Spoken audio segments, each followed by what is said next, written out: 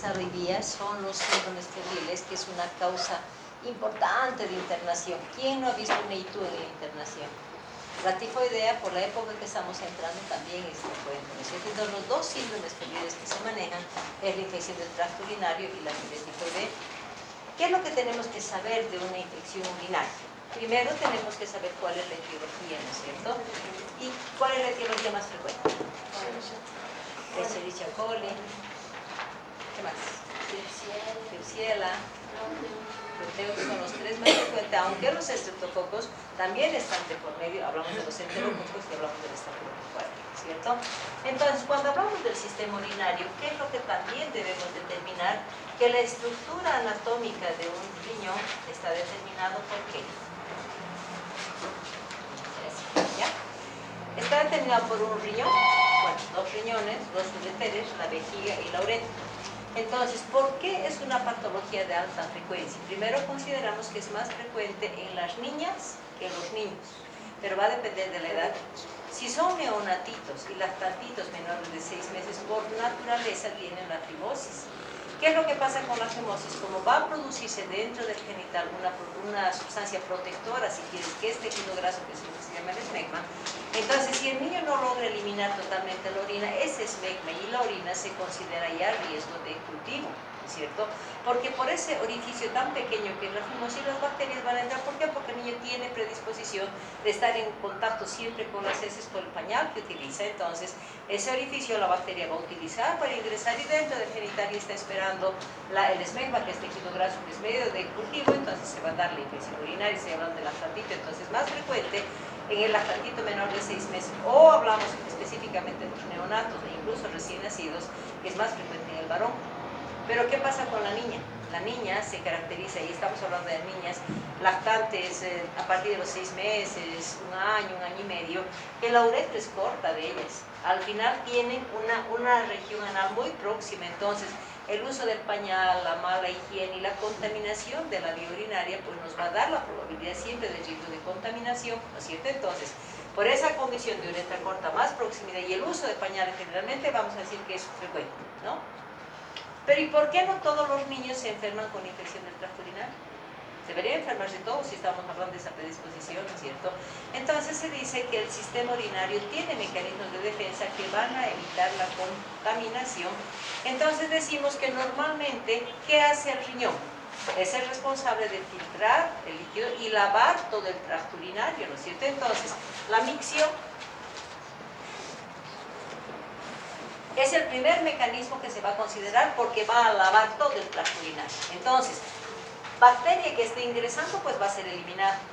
Pero no solamente la micción, la condición de que también sea importante es el pH, porque un pH ácido que más o menos es de 4.5 a 5.5 promedio de pH, eso va a decir que el pH ácido evita la multiplicación de la bacteria, ¿no es cierto? Entonces, estos dos componentes.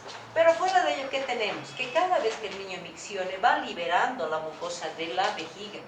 Y cuando libera la mucosa de la vejiga va a desarrollar lo que se llama la capacidad lítica. ¿Qué significa capacidad lítica? Significa que bacteria que se adhiere es bacteria que muere, ¿no es cierto? Por esa. Ahora, ¿qué tiene la vejiga para desarrollar esa capacidad lítica? Si estamos hablando de condiciones, primero, ¿qué tiene la orina? Tiene amonio, tiene urea, ¿no es cierto? Pero ¿qué es lo que determina? Entonces, nuevamente estamos hablando de un pH que va a mantenerse ácido. Vamos a hablar principalmente del amonio o amoníaco, que va a considerarse. ¿Qué más va a desarrollar? Dentro de esa mucosa vesical están inmunoglobulinas, ¿no es cierto? Entonces, la IgG y la IgA. Al mismo tiempo, esa mucosa tiene las lisosimas, ¿no es cierto? Y fuera de ello, ¿qué tiene? Tiene una proteína que se va a considerar como proteína protectora de toda la mucosa vesical, que es la proteína de Tamo-fosfato, ¿no es cierto? Entonces, todo esto, ¿qué me determina? De que el riñón obligadamente filtra, micciona, lava la vejiga y al mismo tiempo al liberarse la vejiga desarrolla todo, por estos componentes, desarrolla esa capacidad de destrucción de bacterias, ¿no es cierto? Ahora, ¿qué puede fallar para que se dé una infección urinaria? Se tiene que vulnerar los mecanismos de defensa. Algo está pasando aquí o está pasando algo aquí. Entonces, ¿qué es lo que puede pasar? Más frecuentemente el pH, porque el niño va a seguir miccionando, ¿no es cierto? Pero si el pH empieza a alcalinizarse, empieza con 6, 7, ¿qué me dice? Ese pH que ya no es ácido me está diciendo, cuidado, hay oportunidad de multiplicación bacteriana, ¿no es cierto?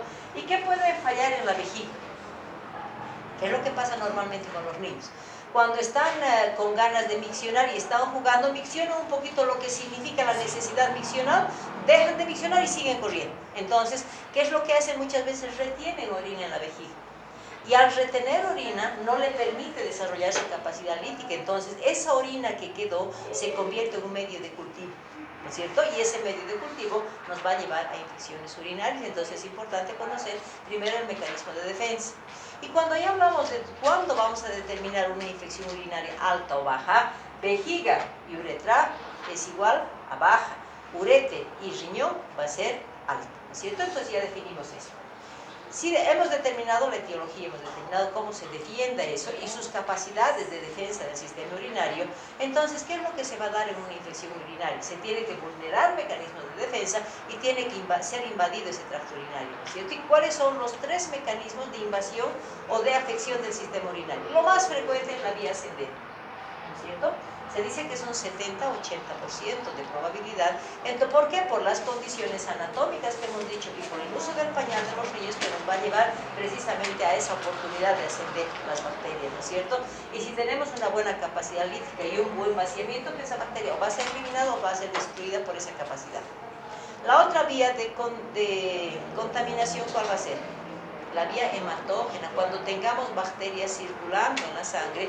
¿Y cuáles son las 2 patologías que me pueden complicar el riñón cuando se mantiene en circulación hemática? La sepsis y la fiebre tifoidea, porque la fiebre tifoidea tiene la etapa de bacteremia. La sepsis siempre va a mantener su bacteremia, entonces, pero cuando estamos hablando de vía de contaminación hemática se considera complicación, no se considera como una infección primaria, ¿cierto? Y la tercera causa va a ser si tenemos un absceso cerca al riñón, al uréter, a la vejiga, por contigüidad vamos a tener también riesgo de infección. Entonces los 3 mecanismos o las 3 vías de contaminación van a ser por vía ascendente, que es la más frecuente, la vía hematógena cuando tenemos una bacteremia y la de contigüidad cuando tenemos un foco próximo, ¿no es cierto? Entonces ya sabemos considerar eso. Si este riñón o ese uréter o vejiga está afectada, nos va a empezar a dar clínica, ¿no es cierto? O sea, nos va a decir que ese tracto urinario se ha infectado. Entonces, dentro de la definición de infección del tracto urinario, consideramos cómo la definimos. Primero definimos qué es la invasión, ¿no es cierto? Invade la bacteria el sistema urinario, luego coloniza, empieza a adherirse al epitelio, luego empieza a multiplicarse. Entonces, es invasión, colonización y multiplicación de bacterias en el tracto urinario, dependiendo si vayan a afectar la vía baja o la vía alta, lo que nos va a poder definir si es una ITU baja o es una ITU alta, ¿no es cierto? ¿Qué clínica vamos a tener en un niño que tenga infección urinaria? Va a depender de la edad, ¿no es cierto? Porque si estamos hablando de un lactantito, en general decimos que cuando hay un niño con infección urinaria alta, lo que me va a marcar es el compromiso del estado general, ¿no es cierto? Y cuando estamos hablando de ITU baja, pues va a cursar como un síndrome febril común. Por eso cuando nosotros recibimos a un niño, a un lactantito, que tiene cuadro febril y no tengo otro foco infeccioso, ni respiratorio, ni digestivo, ¿en qué pensamos? En una ITU, ¿no es cierto? Por eso esta enfermedad se la llama síndrome febril de causa desconocida, ¿no es cierto? Si estamos hablando de síndrome febril de causa desconocida, ¿eso cuándo vamos a poder diagnosticar? Cuando ese niño esté ingresando al hospital o esté ingresando a la consulta, porque esta patología no se la diagnostica por clínica, se la diagnostica por laboratorio. Por eso, todo niño que tiene un síndrome febril, automáticamente pensamos en un ITU, que es lo que hacemos, pedimos un examen general de orina. A veces ayudamos también si es un cuadro grave con hemograma para ver el grado de infección, pero el examen general de orina me va a dar el diagnóstico, ¿no es cierto? Pero cuando hablamos de probabilidad de clínica, ¿qué manifestación clínica voy a tener en estos niños? ¿Cómo se va a manifestar clínicamente la infección urinaria? Va a depender de la edad. Entonces, si a ustedes les dicen, ¿y qué clínica presenta una infección del tracto urinario? Ustedes dicen, depende de la edad, porque la edad va a depender, va a mostrarnos ciertos datos positivos en base a las manifestaciones que vayamos a encontrar. Entonces, la clínica que podemos encontrar en este paciente va a ser, ¿es un lactante o es un preescolar o escolar. Las dos condiciones, ¿no? Cuando estamos hablando de un niño que es lactantito, ¿qué voy a presentar? Si estoy hablando de una infección urinaria, nunca voy a dejar de tener fiebre, por eso se llama síndrome febril de causa desconocida. Entonces voy a tener fiebre, va a depender del grado de la curva térmica, puede ser 38, 39, 40, ¿no es cierto? Depende de la gravedad. Pero en un lactantito, ¿qué más voy a presentar? ¿Puede haber compromiso al estado general? Puede. ¿El niño puede tener una inapetencia? Puede. ¿Puede estar irritable? Puede, ¿no es cierto? Estamos hablando de sintomatología inespecífica. Incluso se dice, por la sintomatología que va a presentar el niño, puede presentar algunos vómitos, 1 o 2 vómitos, puede presentar 1 o 2 deposiciones, pero no son diarreas con 5 o 6 veces, simplemente hablamos de sintomatología gastrointestinal ocasional, ¿no es cierto? Pero ¿qué es lo que me puede fallar? Si aquí voy a presentar inapetencia, puede considerarse los vómitos, puede considerarse la diarrea, puede, ¿no es cierto? Pero si estamos diciendo que no hay nada específico, ¿qué es lo que yo tengo que preguntarle a la mamá para dirigir mi anamnesis y pensar en una infección urinaria? Sí, ha cambiado su pañal. No podemos hablar en estos niños, precisamente por el uso del pañal, no podemos decir poliuria, disuria, simplemente la irritabilidad que el niño va a tener puede estar manifestando por la disuria, que la mamá no va a relacionar con la micción. Entonces, muchas veces aquí va a tener también irritabilidad. Pero lo que no me puede faltar es algo, o sea, cuando defendemos un diagnóstico que hemos dicho, tenemos que decir, en mi anamnesis es esto, en mi examen físico es esto, ¿no es cierto? Entonces, si voy a decir que es vómitos y diarrea, voy a pensar que es un cuadro diarreico, ¿no es cierto? Si estoy desviando mi diagnóstico o mi justificación, pero si yo voy a decir, tiene inapetencia, tiene vómitos ocasionales y diarreas ocasionales, pero el paciente tiene orina fétida, ¿qué me está diciendo? Lo único que no me puede faltar en mi anamnesis, en un paciente lactante con infección urinaria, va a ser las orinas fétidas. Esto es lo que no me puede faltar, ¿no es cierto? ¿Por qué? Porque cuando me digan, ¿por qué has justificado? Porque la mamá me ha referido sintomatología general más orina fétida, ¿no es cierto? Que es probabilidad, tampoco es diagnóstico. En cambio, si estamos hablando del niño grande, del preescolar, escolar, es un niño que habla, es un niño que ya nos va a dar sintomatología, entonces vamos a buscar la triada del síndrome miccional, que se llama, ¿no es cierto? Estamos hablando de disuria, polatiuria, tenesmo vesical, ¿no es cierto? Son los 3 datos que vamos a tener. Entonces, en este niño preescolar, en mi anamnesis, no me puede faltar la disuria, la polatiuria o el tenesmo vesical. Ahora, no pretendamos tener los 3 datos clínicos. Puede ser simplemente que el niño venga y la mamá me diga, está orinando muchas veces, ¿no es cierto? O puede ser que me diga, la orina está fétida. O que me diga, llora para miccionar o llora para orinar. Entonces, lo que yo tengo que buscar es esto, preguntarle a la mamá si puede que tenga los 3 como puede que tenga 1 o 2, no hay problema. Pero eso ya me está diciendo como sintomatología general de que es una infección urinaria. Lo que no me puede faltar, hemos dicho, es la temperatura, por eso se llama síndrome febril de causa desconocida, ¿cierto? Entonces tenemos esto. Nos vamos al examen físico que en nuestras historias clínicas tenemos que poner. ¿Qué vamos a poner? ¿Será que voy a encontrar algo en un lactantito? ¿Creen que voy a encontrar algo? Nada. Porque ese abdomen puede tener una ligera tensión a la palpación, pero yo no sé si es por el esfuerzo que está haciendo o porque realmente tiene puntos ureterales dolorosos, no sé. Entonces, el examen físico, si es una ITU en un lactantito, no van a encontrar nada positivo. Pero sí en un preescolar, escolar, ahí ya, ¿por qué? Porque el niño ya manifiesta si le duele o no le duele, ¿no es cierto? Entonces, lo único positivo que vamos a tener en un niño con ITU va a ser en el abdomen. Donde en el abdomen voy a buscar los puntos ureterales, que se llaman, ¿no es cierto? Punto ureteral superior, me voy a imaginar una línea en ombligo, voy a identificar los rectos abdominales y voy a hacer la palpación en el borde del recto abdominal con la línea que me va a cruzar el ombligo. Entonces hablamos de punto ureteral superior. Tengo que buscar las crestas ilíacas. Nuevamente una línea imaginaria en las crestas ilíacas, intersección con los músculos rectos abdominales, y vamos a hablar de puntos ureterales medios. El punto ureteral inferior es intrapélvico, por lo tanto eso no voy a poder palpar. Y si me pregunta y me dice, ¿y cómo examinarías un punto medio? A través del tacto rectal en los niños y tacto vaginal en las mujeres, ¿no es cierto? Entonces, eso me va a permitir, pero esto no es una práctica común. Entonces, si estamos con una historia clínica, nuevamente va a ir un paciente internado que esté ingresando, esté en su segundo o tercer día, o tal vez cuarto día, o tal vez ya quinto antes de irse, ¿qué tengo que poner? Puede ser que con ese tiempo de tratamiento ya no tengamos puntos ureterales dolorosos. Entonces, en mi historia clínica, si los tengo obligación de buscar, si los encuentro, voy a poner puntos ureterales superior y medio positivos, o dolorosos van a poner, ¿no es cierto? Pero si es un paciente que está a punto de irse, igual en mi historia clínica tengo que poner puntos ureterales superior y medio no doloroso a la palpación profunda. Porque van a decir ustedes, yo he investigado, pero como mi paciente ya está por irse o ya recibió tratamiento, ya no van a estar dolorosos, ¿cierto? Entonces, es obligación en la historia clínica de un ITU poner si hay puntos dolorosos o no dolorosos. Niño grande, mayor de 3 años, podemos ver la punyopercusión o el signo de Giordano, ¿no es cierto? Para ver si tiene positivo o no, que en los niños es muy poco probable, a no ser que sean niños más grandes. 3, 4 años recién podemos diagnosticar. Entonces ya tenemos una anamnesis, ya tenemos un examen físico, ¿no es cierto? Pero ¿qué variación vamos a tener en eso que hemos aprendido a relatar en la anamnesis? Vamos a relatar toda la anamnesis, todo el cuadro clínico, ¿no es cierto? Pero ¿cómo termino en esa historia clínica? Hemos dicho que este es diagnóstico laboratorial. Entonces, el paciente va a presentar, vamos a presentar fiebre, vómitos ocasionales y orinas fétidas.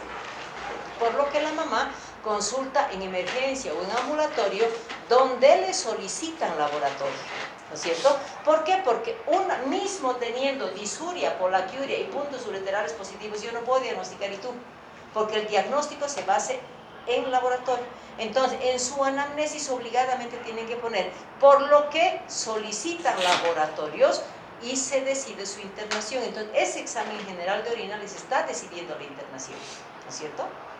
¿Estamos de acuerdo con eso? Entonces, hay esa pequeña variación que se va a dar en la infección urinaria.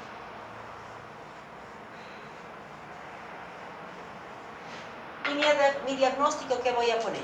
Si estoy encontrando puntos ureterales positivos o negativos, no importa, pero en la anamnesis la mamá me está diciendo ha tenido que solicitarse el laboratorio para decidir internación. Entonces, como diagnóstico, ¿ustedes qué van a poner? ¿Qué pondrían ustedes? Síndrome febril de causa desconocida, porque ustedes no han visto un laboratorio. Y tú, porque si la mamá les está diciendo, han pedido laboratorio y por eso han decidido internarlo, entonces el examen general de orina es el que define si se interna o no. Sabemos que la ITU alta se interna, la ITU baja no se interna. Entonces, si se internó ese niño, ustedes ya se defienden, se ha internado porque la mamá me ha dicho que le han pedido un examen general de orina y por eso lo han internado. Y es indicación de internación las ITU altas y no las ITU bajas, ¿no es cierto? Tenemos esa justificación, a pesar de encontrar puntos ureterales negativos, ¿sí? Entonces, nuestro diagnóstico será, si hubo o si el paciente se internó, automáticamente ustedes van como una ITU alta en tratamiento, porque solamente las ITU altas se internan, nunca las bajas, ¿cierto? Entonces, inmediatamente les preguntan y les dicen, a ver, si estás diciendo que por el examen general de orina lo han internado, a ver, interpreta tu examen general de orina. ¿O qué hallazgos se encuentran en un examen general de orina? En un examen general de orina, ustedes tienen que mostrar sus conocimientos. No pueden irse solamente a leucocitos más de tantos. El examen general de orina, y toda vez que les hablen de laboratorios, tienen que interpretar todo el laboratorio, ¿ya? Entonces, cuando estamos hablando de un examen general de orina, ¿qué es lo que tengo que ver? Primero, pues, las condiciones generales, ¿no es cierto? ¿Cuál es el aspecto o color, ¿no es cierto? Si es un ITU, obligadamente tiene que estar turbio. Entonces, vamos a decir que está turbio. Luego, el olor, que es fétido. ¿Qué más? El pH y la densidad, porque son indicadores de infección urinaria, ¿no es cierto? Entonces voy a decir que es un pH. Aquí no vamos a poner el valor, vamos a decir que lo normal es 4.5 a 5.5, por lo tanto es 6 o mayor, ¿no? Es un pH. Luego hablamos de la densidad. Si hablamos de la densidad, ¿qué es normal? ¿Cuánto es normal, el valor normal? De 1010 a 1020, ¿no es cierto? Y cuando se considera 1030 o mayor, ¿qué me está diciendo? Que esa orina está ocupada por celularidad, por eso su densidad está elevando. Entonces, una densidad mayor a 1030 o mayor a 1030 ya es indicador. Pero si hablo de infección urinaria específica, ya decimos, vemos el valor, ¿no es cierto? ¿Quién me da el riesgo de infección? ¿Quién me da el indicador de infección? Hablamos de los leucocitos, ¿no es cierto? Y cuando hablamos de leucocitos, ahí es importante diferenciar que la niña, porque tiene mayor riesgo de contaminación, van a ser siempre mayor. Entonces decimos, los leucocitos que en el varón van a ser considerados mayor de 5 leucocitos por campo, y en la niña va a ser considerada mayor a 10 leucocitos por campo. Pero al mismo tiempo vamos a encontrar elementos que me orientan a una infección urinaria, como la presencia de nitritos. ¿Y qué son los nitritos? Son la degradación de los nitratos por las bacterias, ¿no es cierto? Entonces ahí dice, y los nitritos, que son la degradación de los nitratos por las bacterias, y los piocitos, hablamos de positivos, nitratos positivos, ¿qué son los piocitos?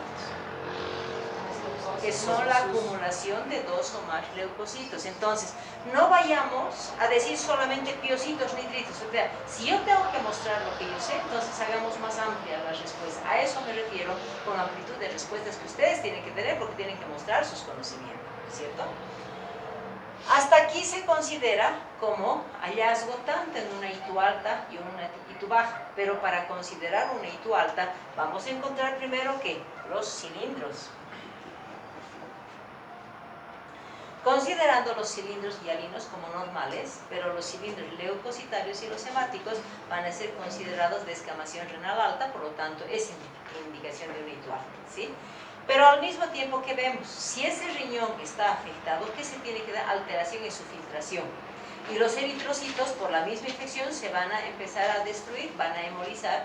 Por lo tanto, por la alteración de filtración que se va a dar a nivel renal, vamos a tener la albúmina positiva, y por la fragmentación de los eritrocitos se va a liberar la hemoglobina, por lo tanto vamos a tener hemoglobina positiva, entonces que es mi indicador de ITU alta, ¿sí? Entonces ya manejo todo lo que es un examen general de... ¿Y cómo confirmas una infección urinaria? Porque esto es sospecha, simplemente es un dato que me va a permitir empezar un tratamiento. Por eso, toda vez que tengamos un examen general de orina y vamos a implementar un tratamiento, lo vamos a llamar tratamiento empírico, ¿no es cierto? ¿Por qué no? La confirmación se realiza recién con el urocultivo. Y cuando vayan a hablar del urocultivo, ¿qué tenemos que considerar? ¿Cómo se tomó la muestra? En otras palabras, ¿no es cierto? Y cuando hablamos de cómo se tomó la muestra, ¿cuáles son las formas frecuentes de toma de muestra? En los niños lo más común es la bolsa colectora, si son lactantitos. Y en el niño preescolar, escolar, ¿cómo tomamos? Chorro medio o micción espontánea, dependiendo del volumen que vayamos a acumular. Entonces, todo ello, tanto bolsa como micción como chorro medio, se llama micción espontánea, riesgo de contaminación. Entonces, si para confirmar vamos a manejar un urocultivo. Si estamos hablando de una micción espontánea, que hemos dicho por las 3 formas de toma de muestra, la respuesta positiva va a ser encontrar mayor a 100.000 unidades formadoras de colonia, ¿no es cierto? Eso es positivo. Y si encontraras 80.000 o 70.000, ¿consideras una ITU? Es contaminación, ¿no es cierto? Cuando hablamos de sondaje vesical, decimos que es un medio mucho más garantizado, vamos a decir, por la pesquisa, y vamos a decir que mayor a 10.000 unidades formadoras de colonia va a ser positivo. Pero si estamos hablando del otro método, que es punción vesical, que se va a hacer en los neonatitos o los lactantes muy pequeños, vamos a decir que una unidad formadora de colonia es positivo, porque es un medio totalmente estéril, ¿no es cierto? Y no tiene por qué haber bacterias en la vejiga si hacemos la punción, ¿sí? Entonces, confirmación, urocultivo. Respuesta o resultado en base a forma de toma de muestra. Interpretan todas las formas, ¿sí? Ahí entramos a lo que es el tratamiento, ¿no es cierto? El tratamiento de la... ¿Cómo se hace el tratamiento? ¿Cómo hacemos el tratamiento? Hay dos formas de tratamiento. Antes se manejaba con gentamicina. Eso ya no existe, eso por las resistencias que se ha creado. Entonces, el tratamiento, ¿cómo harían ustedes el tratamiento? ¿Cómo responden? ¿Cuál es el tratamiento de un ITU? Depende si es una ITU baja o una ITU alta. Lo primero, ¿no es cierto? Porque una ITU baja va a ser tratada ambulatorialmente. ¿Cuáles son los medicamentos que manejamos en una ITU baja? Cuando hablamos de antibiótico, acostumbrémonos a decir todo completo. Usaría amoxicilina a dosis de 50-70 miligramos kilopeso cada 8 horas por 10 días. O podría utilizar también el cotrimoxazol a dosis de 40 miligramos kilopeso cada 12 horas por 7 a 10 días. O podría utilizar el ácido nalivix a dosis de 30 a 50 miligramos kilopeso cada 8 horas por 7 días. Entonces, no, si puedo decir 1 o 3 medicamentos, ¿qué les parece mejor? ¿Decir 1 o 3? Al mostrar conocimiento están hablando de los 3. Mejor completen siempre con más medicamentos, ¿ya? Entonces, porque son las opciones que ustedes tienen que manejar. Y si estamos hablando de una ITU alta, significa internación, y para ello vamos a utilizar las cefalosporinas de tercera generación. Ahí podemos decir, no, la cefotaxima, dosis de 100 miligramos kilopeso cada 8 horas durante la permanencia hospitalaria, o ceftriaxona 100 miligramos kilopeso cada 12 horas durante la permanencia hospitalaria. Porque si ese paciente está estado de alta en una internación, tenemos que manejar la misma familia del medicamento y manejamos la cefixima, que es una cefalosporina de tercera generación, con dosis de 8 miligramos cada 24 horas hasta completar los 10 días. ¿Qué condición tengo que hacer para el tratamiento de la infección urinaria? O sea, describimos los medicamentos, pero por norma de una infección, de un tratamiento de una infección urinaria, si estamos hablando de un tratamiento que vamos a iniciar acá, antes de la antibiótico terapia tengo que pedir un urocultivo, ¿no es cierto? Porque este urocultivo, como toda infección se evalúa la respuesta antibiótica a las 72 horas, si ese niño no mejora el estado febril o el compromiso del estado general o los signos positivos que podría tener una infección urinaria, me puede decir que el antibiótico que le estoy dando es resistente. O sea, a las 72 horas se evalúa la respuesta a antibióticos en base a la clínica que el niño presenta. Para ello, en una infección urinaria, por norma, se dice que tengo que pedir un urocultivo antes del inicio del tratamiento. ¿Para qué? Para que precisamente el urocultivo a las 72 horas me identifique la etiología, pero además me dé la sensibilidad o resistencia medicamentosa a través del antibiograma. Y si a las 72 horas ese niño no está mejorando, tengo el medio de cambio de antibiótico a través de la sensibilidad que ha sido evaluada esa agente etiológico, ¿cierto? Terminamos el tratamiento de las 72 horas, hemos dicho que vamos a mantener 5 días internado al niño, pero vamos a dar alta hasta cumplir los 10 días, porque la ITU se trata durante 10 días. ¿Qué tengo que hacer? Tengo que demostrar que ese niño se ha curado. Entonces, nuevamente 72 horas post-tratamiento, nuevamente pido un urocultivo. Y recién puedo decir, ese paciente tiene alta como curado. Porque tengo un urocultivo que me está certificando que ese niño no tiene más infección urinaria. ¿Sí? ¿Está claro eso? ¿Qué les puede pasar en algunos casos de infección urinaria? ¿Qué puede pasar con un niño con ITU? Que en sus antecedentes patológicos la mamá les diga, ya es segunda vez que le ha dado infección urinaria, o ya les puedo decir 3 veces que le ha dado infección urinaria, ya 2 veces lo he internado por infección urinaria, ¿no es cierto? Entonces, si tengo el antecedente en mis antecedentes patológicos que me digan, ha tenido ya una infección urinaria, ¿cuál va a ser mi diagnóstico? Una ITU recurrente en tratamiento, ¿no es cierto? ¿Por qué? Porque si hablamos de una ITU recurrente, ¿qué definimos? ¿Cómo definimos una ITU recurrente?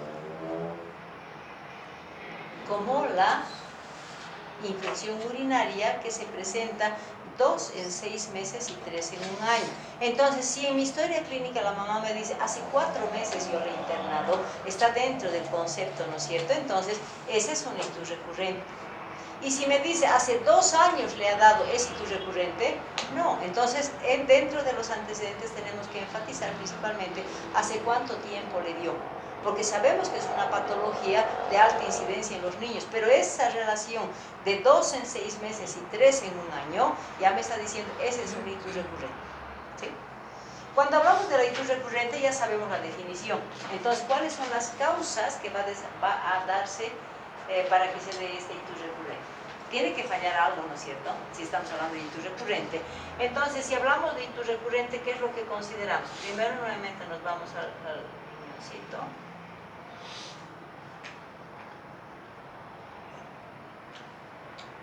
No se puede dibujar bien la dibujo. Ya. Entonces, ¿qué es lo que puede fallar? ¿Qué creen que falla? Primero, falla en la estructura y falla en el funcionamiento. ¿Sí? Falla el funcionamiento. ¿Qué falla en el funcionamiento? Primero, que no se vacíe la vejiga. Podemos tener una vejiga neurogénica, donde el niño va a vaciar parcialmente su orina y siempre va a mantener un residuo vesical. ¿Y qué hemos dicho? Que cuando hay residuo vesical, eso se convierte en medio de cultivo por la vía ascendente, que es frecuente en esta infección urinaria. Entonces, la primera falla funcional va a ser la falta de vaciamiento vesical, que está relacionada con una vejiga neurogénica. Una cosa que va a fallar es la estructura, y estamos hablando de la falla valvular que se va a dar entre vejiga y uréter. Entonces decimos que hay falla en este sistema, lo que le vamos a dar nombre de reflujo vesicureteral. Y si asociamos las dos cosas, ¿qué es lo que va a pasar?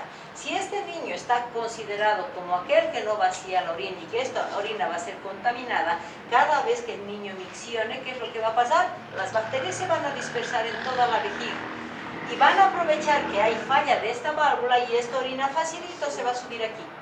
Normalmente se vacía, pero esto no tiene capacidad lítica. Entonces las bacterias van a utilizar el uréter para su multiplicación y para su ascensión hacia el riñón.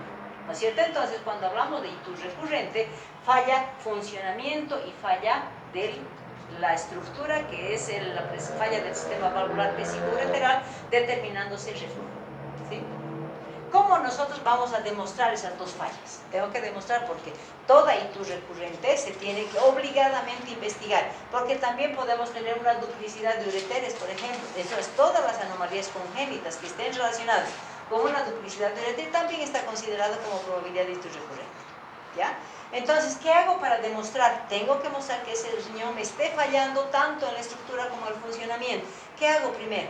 Obligado, ITU recurrente igual a solicitud de ecografía.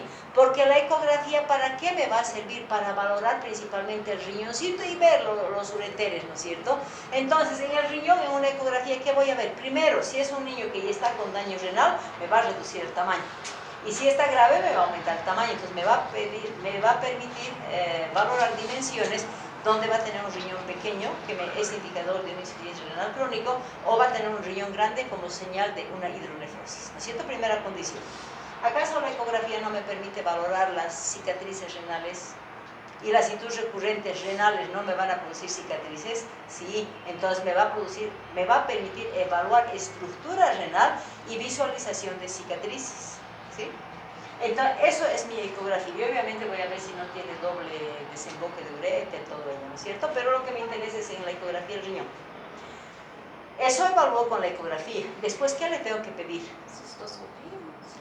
Primero le pondremos un contraste y veremos una urografía excretora. La urografía excretora lo voy a mandar, son radiografías secuenciales que me van a evaluar el tracto urinario, pero principalmente a qué está dirigido, a ver cuánto vacía esa vejiga, ¿no es cierto? Entonces, con la urografía excretora vamos a ver que hay retención de contraste y que no logra vaciar totalmente. Entonces, ya estoy diagnosticando la éstasis vesical o la falta de vaciamiento vesical, ¿no es cierto? Entonces, ya estoy diagnosticando con una urografía excretora la falta de vaciamiento vesical, que es un factor que me va a determinar una infección urinaria recurrente. ¿Qué más tengo que pedir? Tengo que valorar esto. ¿Y cómo valoro? Valoro el reflujo. Cistografía retrógrada, porque a través de una sonda le voy a poner un contraste y voy a ver hasta dónde me va a llegar el reflujo, ¿no es cierto? Entonces, cuando estamos hablando de reflujo, esta uretrocisto, acuérdense que le vamos a poner por abajo el contraste, uretra, cisto, vejiga, retrógrada para ver hasta dónde me llega, ¿no es cierto?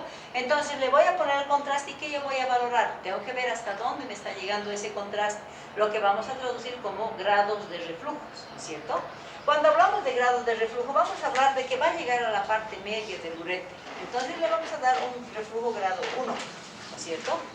Si ese riñón llega hasta, toma todito el uréter, pero no ha llegado a impactar el riñón, entonces le vamos a dar un grado 2.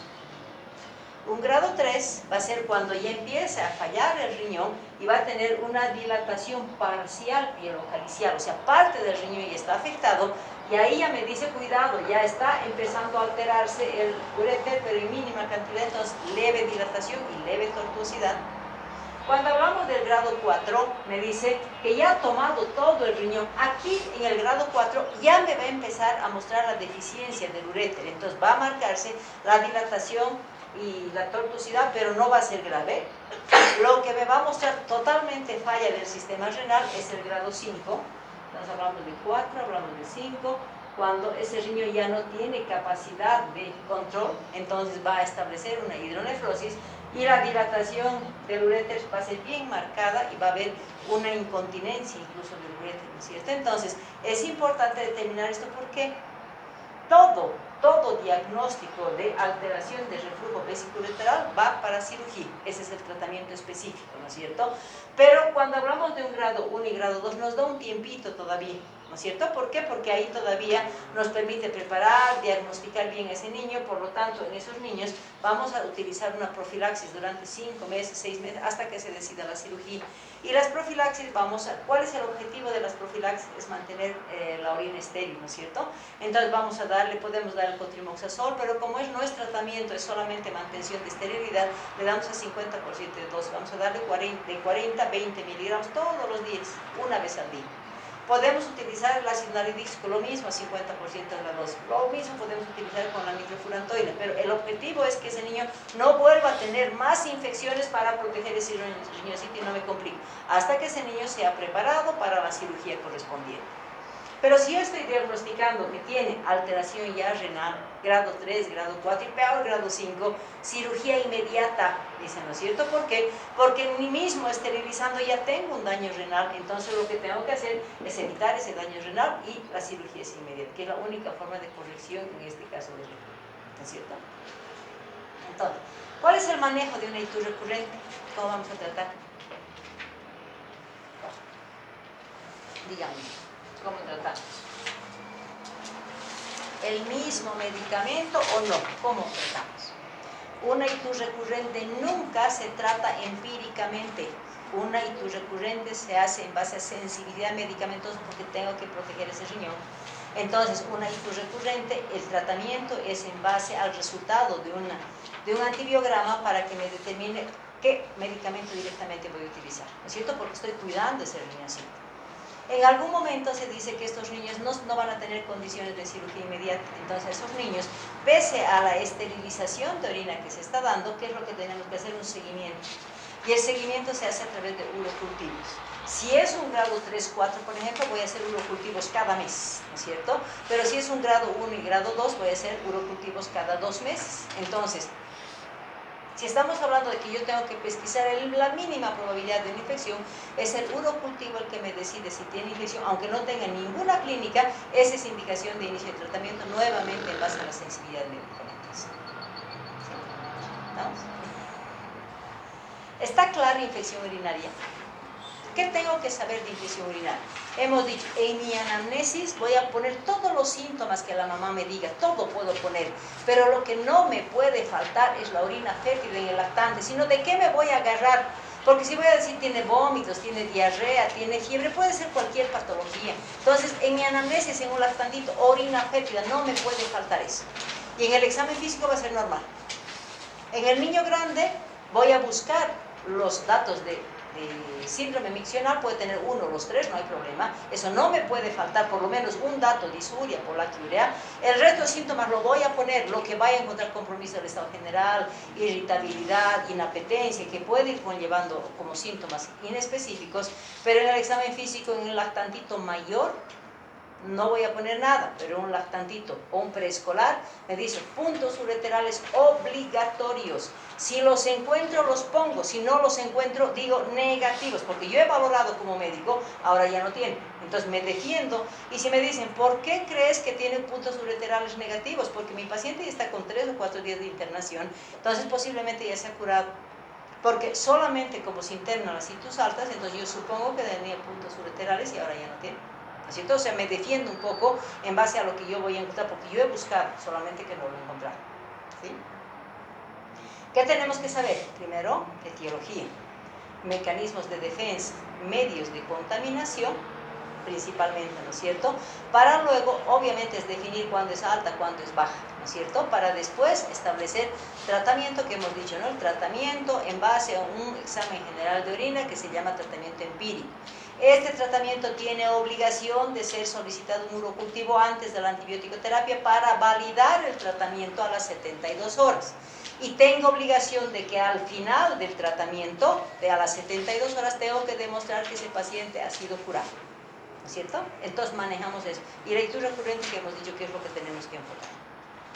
Órdenes médicas de una infección urinaria. ¿Qué vamos a dar? A ver, si hablamos de indicaciones, órdenes médicas. Cuando hablamos de indicaciones, ¿qué es lo que tenemos que considerar? Primero, voy a indicar la internación.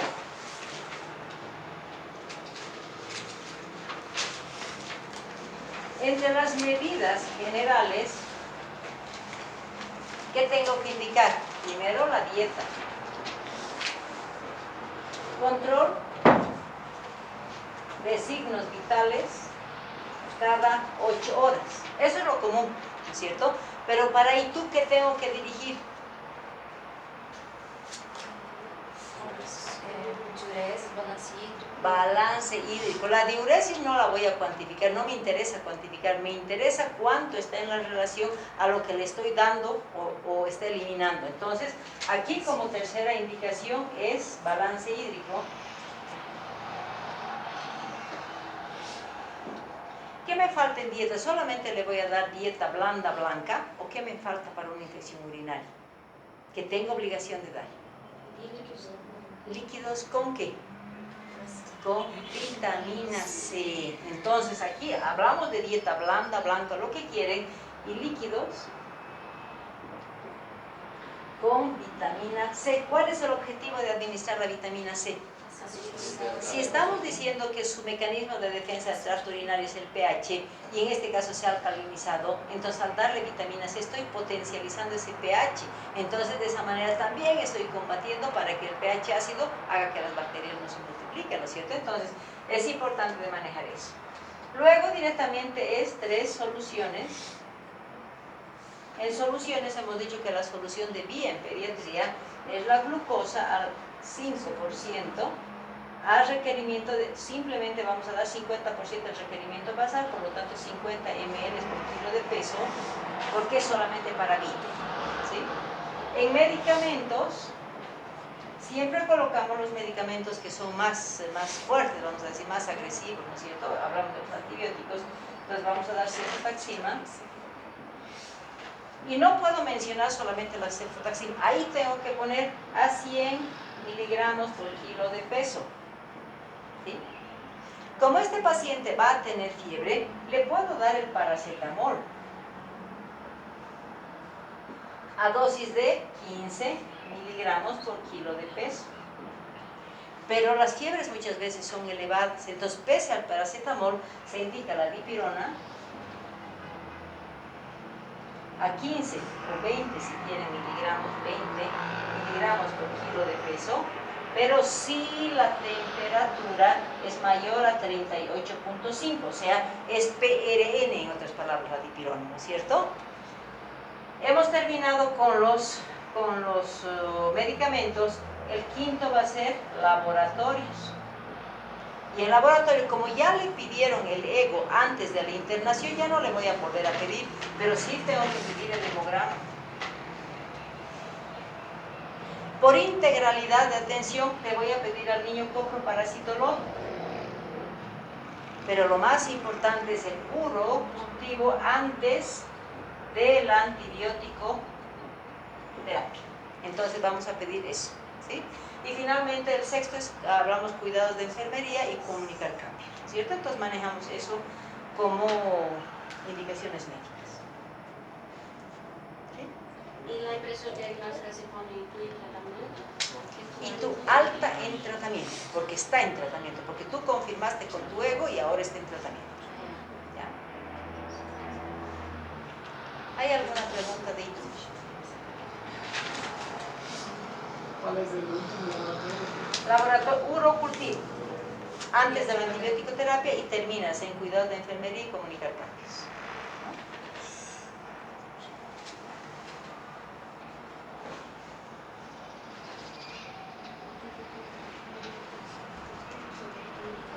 Tengo agua. ¿Sí? ¿Hay alguna pregunta?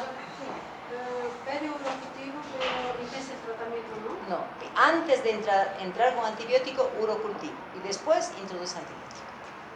¿Ya? ¿Y cuándo se va a salir de nuevo también? No, cuando se sale al quinto día. Se sale al quinto día, ¿no es cierto? Se va con cefixime y le dices a la mamá, después de los 5 días de tratamiento, señora, tiene que volver después de 3 días, porque tengo que pedirle un urocultivo. Es después de conclusión del tratamiento. ¿Ya?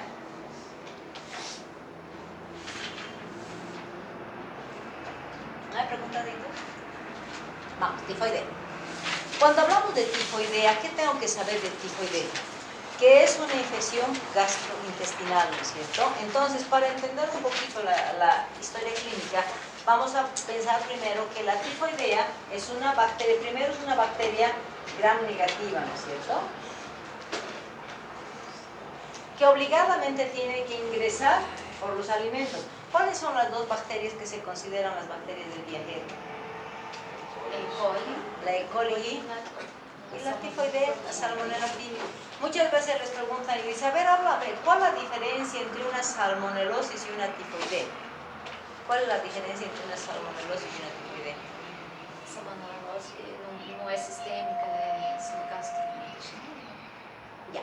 Si estás, sí, muchas veces se responde de esa manera, pero si yo les pregunto, ¿acaso no es una salmonella tifi? Para tifo, para tifo. Salmonella tifi, paratifi, salmonella enteritidi, son los tres serotipos, ¿no es cierto? ¿Acaso la salmonella no es una familia? Entonces, ustedes no pueden hacer diagnóstico. Salmonelosis es un conjunto de signos y síntomas que están relacionados con los tres serotipos. O sea, no puedes definir cuál de los serotipos es.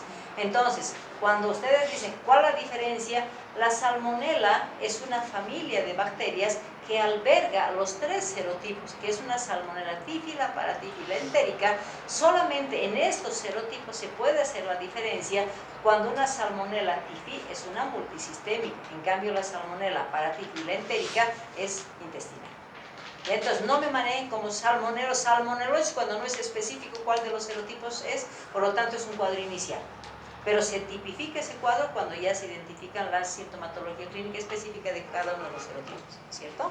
Entonces, cuando estamos hablando de la tifoidea, sabemos que es una bacteria gram negativa, ¿no es cierto? ¿Qué alimentos albergan a esta bacteria? Todos los alimentos que sean verduras que crecen alrededor o cerca al piso. Lechugas, frutillas, todo lo que... ¿Por qué? Porque en nuestro medio hay demasiada contaminación por el fecalismo ambiental que tiene y por el tipo de riego que tienen estas verduras, porque utilizan aguas hervidas muchas veces o esas acequias que en algún momento se pueden contaminar, ¿no es cierto? Entonces, todas las verduras son de alto riesgo, pero también hay un alimento que es de alto riesgo, que es el huevo, ¿no es cierto? Porque la gallina es portadora de salmonela, no tiene la enfermedad, pero ella porta esa salmonela. Y el huevo muchas veces está contaminado por las mismas porosidades, pueden invadir la albúmina o simplemente quedarse en el cascarón. Entonces, a esas personas que les gusta comer huevo crudo, por ejemplo, o aquellos huevitos a medio cocer, son de alto riesgo. ¿Por qué? Porque es la albúmina la que puede ser un medio de cultivo o el cascarón. Estamos haciendo un huevito así. ¿Quién lava el huevo? Siempre he preguntado, para hacer frito. ¿Alguien lava? Muy pocas personas lavan. ¿No es cierto? ¿Por qué? Porque simplemente agarran el huevo pues, y lo fríen. Y esas personas que les gustan esos huevos aguanos donde no se llega a tener una temperatura adecuada, entonces puede ser que la salmonela está ahí.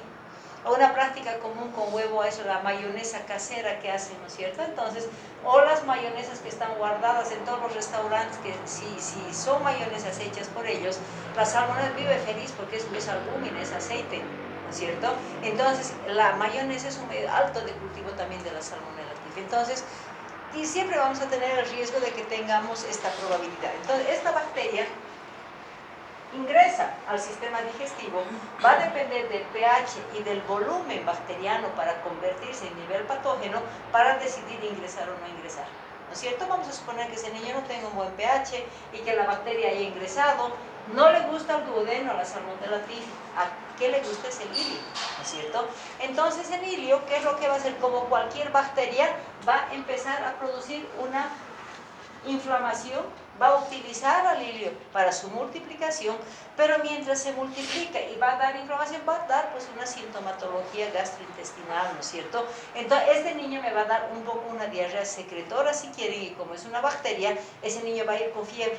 Entonces va a necesitar un periodo de tiempo para llegar a ser invasiva. Entonces mientras esté en el ilio va a dar una diarrea secretora. Puede cursar con vómitos porque puede producir inflamación de la mucosa gástrica también, y el niño de hecho va a tener fiebre, puede tener dolor abdominal, como una diarrea común, ¿no es cierto? ¿Qué es lo que pasa después? Una vez que se ha logrado tener un nivel patógeno o número de bacterias que se convierten en nivel patógeno, estas bacterias van a migrar por la pared y van a tomar el sistema linfático y el sistema hemático, ¿no es cierto? El momento en que se va a dar el paso del ilio por las placas de Peyer, porque la Salmonella aprovecha las placas de Peyer para pasar, tomar el sistema linfático y el sistema hemático para convertirse en una bacteremia. Cuando hablamos de bacteremia, va a pasar por todo el organismo. Entonces, esta etapa hematógena que se llama, o de bacteremia, va a dar la sintomatología generalizada. Y ahí recién se va a poder identificar específicamente como una tifoidea. Para después, si es que el niño tiene una adecuada inmunidad, entrar en proceso de resolución. Entonces, por eso dime. No, si hay alguna duda, me paran, no hay problema. Se está enojada que usted aquí. A por el barbijo, pues. Bueno, entonces, ¿qué es lo que pasa? Si estamos diciendo que tenemos ese ciclo, entonces el cuadro clínico de una tifoidea está determinado por semana, ¿no es cierto? Entonces tenemos una primera semana, una segunda semana, una tercera semana y una cuarta semana. Cuando consideramos por semanas,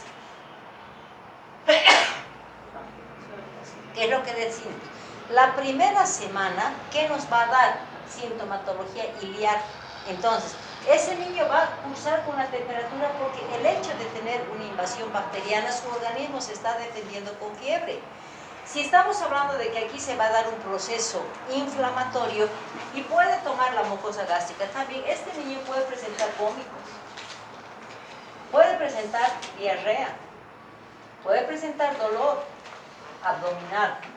Y el hecho de que esté ya con sintomatología respiratoria puede empezar a mostrarme esa lengüita saburral que me va a indicar el mal funcionamiento digestivo, ¿no es cierto? Puede empezar a presentar una lengua saburral. Si tengo un tiempo de una semana, después va a pasar al sistema hemático. Entonces, la etapa de bacteremia está marcada en la segunda semana, donde el mecanismo de defensa va a ser mucho más intenso, ¿no es cierto? Entonces, si está tomando la bacteria el sistema hemático, ¿qué me va a decir? Las fiebres se me disparan, ¿no es cierto? Fiebre de 39, 40 grados, ¿no es cierto? Porque estoy en una etapa de invasión hemática.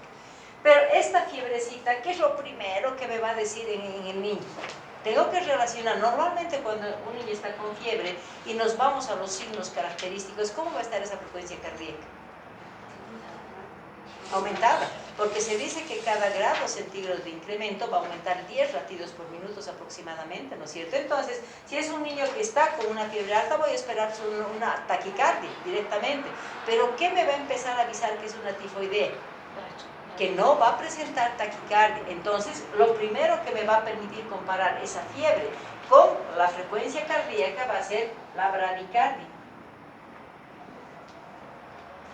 Y a esa relación de un aumento de frecuencia y baja frecuencia cardíaca, ¿qué signo le damos? Es un signo patognomónico, es el signo de Fayet, ¿no es cierto? Esta relación me dice que hay presencia del signo de Fayet. Luego, como la bacteria está paseando por todo el sistema, ¿qué es lo que me va a empezar a mostrar? Me va a empezar a mostrar de que ese niño va a tener un poco de inflamación a nivel de meninges, por ejemplo, y eso se va a manifestar con una cefalea. Luego, si va a tomar o va a invadir el sistema pulmonar o el sistema respiratorio, ese niño puede presentar tos. Si va a tomar la piel de ese niño va a empezar a presentar lesiones eritematosas principalmente en tórax, lo que se va a llamar la erosión artífica, ¿no es cierto? Puede tomar riñón, puede tomar, ¿no es cierto? Y producir un proceso inflamatorio, puede tener un poco de dolor a la percusión muchas veces, pero ¿qué es lo más característico? Que como tomó corazoncito y manifestó con bradicardia, quiere decir que el miocardio está con inflamación, entonces la miocarditis o la inflamación del miocardio me va a hacer que ese corazón no tenga la posibilidad de buena contractibilidad. Pero también estamos hablando de la afección de intestino. ¿Qué pasa en el intestino? Si estamos hablando de que se está dando ese proceso y que va a ser invadido a través de las placas de Peyer, ¿no es cierto? Va a invadir para tomar el sistema. No solamente es la bacteria que va a pasar, sino la característica de esto es que porque va a dejar una pequeña solución de continuidad, entonces va a atravesar la pared intestinal y me va a empezar a presentar unas burbujas. Esas burbujas a nivel de pared intestinal lo voy a determinar en el examen físico, voy a ir apretando y que me va a dar, revienta como burbujitas. ¿Se llama eso? El borborismo. Entonces, por eso, esa presencia de burbujas en pared va a ser característica a nivel de intestino, el borborismo. Se intensifica la lengua saburral. ¿Y qué más vamos a encontrar? ¿Perdón? Antes de la epistaxis, ¿por qué se produce la epistaxis? O sea, como hemos dicho que la salmonella typhi invade todo el sistema, invade el cerebro, pulmón, riñón, corazón, intestino, también va a funcionar que el sistema medular. Entonces, esta salmonella va a afectar la médula y va a producir una depresión medular, deprime la médula. Y como deprime la médula, no va a permitir que se produzcan elementos hematológicos. Entonces, este niño fácilmente puede cursar con una anemia. Este niño me va a presentar la leucopenia, que es otra característica que me va a dar por el compromiso del sistema medular, y me va a dar la trombocitopenia. Esta trombocitopenia es la responsable de que empiece el niño a sangrar, porque puede sangrar por la nariz, puede sangrar por el intestino, puede presentar petequias también en el organismo, ¿no es cierto? Entonces, esa va a ser la causa de la epistaxis, que es lo más frecuente que se da.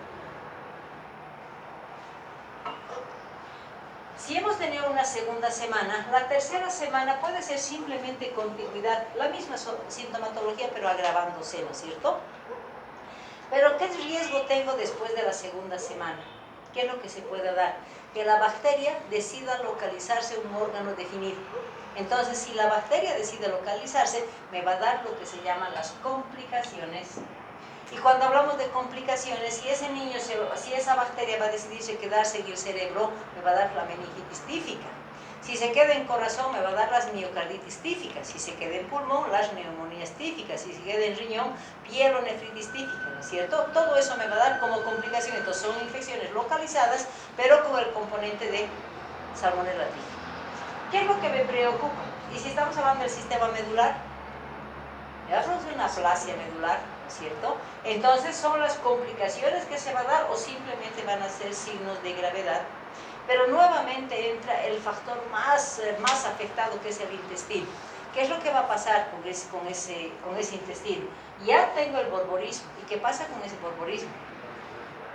Empieza a romperse la pared del intestino, si es que quieren, y me va a dar la complicación más frecuente y más grave, si quieren, que es la perforación intestinal. ¿Cuál es el punto de perforación intestinal que se va a dar en una tifoidea?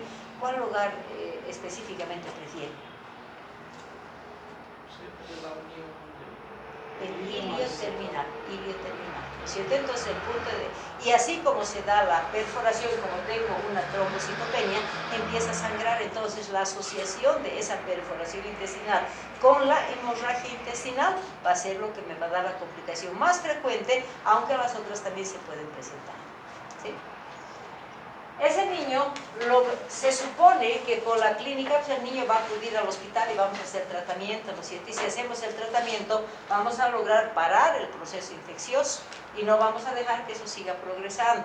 Pero si ese niño, por situaciones de inmunidad personal, logra controlar el proceso y pasa hasta la cuarta semana, ese niño ya no necesita tratamiento porque su propio organismo logró controlar la infección. Entonces se llama la etapa de resolución Y la resolución, lo primero que va a empezar a declinar son la fiebre y toda la sintomatología va a empezar a disminuir y el niño va a pasar. ¿Qué riesgo tenemos en esta cuarta semana en un niño? No le hemos dado antibiótico, hemos dejado que esa bacteria siga progresando y el mismo organismo se logre controlar solito. ¿Qué riesgo tengo en la cuarta semana? Sepsis. Esas son complicaciones que te puede dar esto, ¿no es cierto? Pero ¿qué complicación tengo a la cuarta semana si estamos diciendo que el organismo se ocupó de controlar ese proceso? Eso lo convierte ese niño en portador. Entonces, a la cuarta semana, si ese niño no fue tratado, las bacterias buscan un lugar donde ocultarse, si es que quieren, donde almacenarse, para convertirse en portador. ¿Y cuál es el órgano donde la salmonela va a vivir feliz? Esperando que la inmunidad baje para volver a darle el cuarto. Vesículos. Vías biliares. Entonces, por eso en vías biliares a ese niño lo vamos a convertir en portador. ¿Ya? Entonces, en ese caso, muchas veces en adultos cuando tienen tifoideas recurrentes, y cada vez que pasa algo le da, entonces esos pacientes determinan que el depósito de estas bacterias en la vía biliar, la sacan, operan para evitar ese ciclo que tienen. ¿Sí? Bueno, si estamos hablando de estas semanas, ¿qué es lo que tenemos que considerar, ¿no es cierto? Que yo tengo que confirmar, porque todo esto es una clínica sugestiva de una tifoidea. ¿Y cómo yo confirmo una tifoidea? Si estamos hablando de que nunca lo van a encontrar un paciente en la primera semana, y si ese paciente ingresa al hospital como primera semana, simplemente va a ser un paciente que tiene una EDA con deshidratación, ¿cierto? O sea, no es típica una primera semana de tifoidea. Pero si yo quisiera saber en la primera semana sí que es una Salmonella tifi, solamente el coprocultivo me va a decir si es una Salmonella tifi. Entonces, este no es momento de internación, pero sí me sirve como antecedente del cuadro clínico, ¿no es cierto? ¿Cuándo voy a poder hacer su diagnóstico? Es en la segunda semana.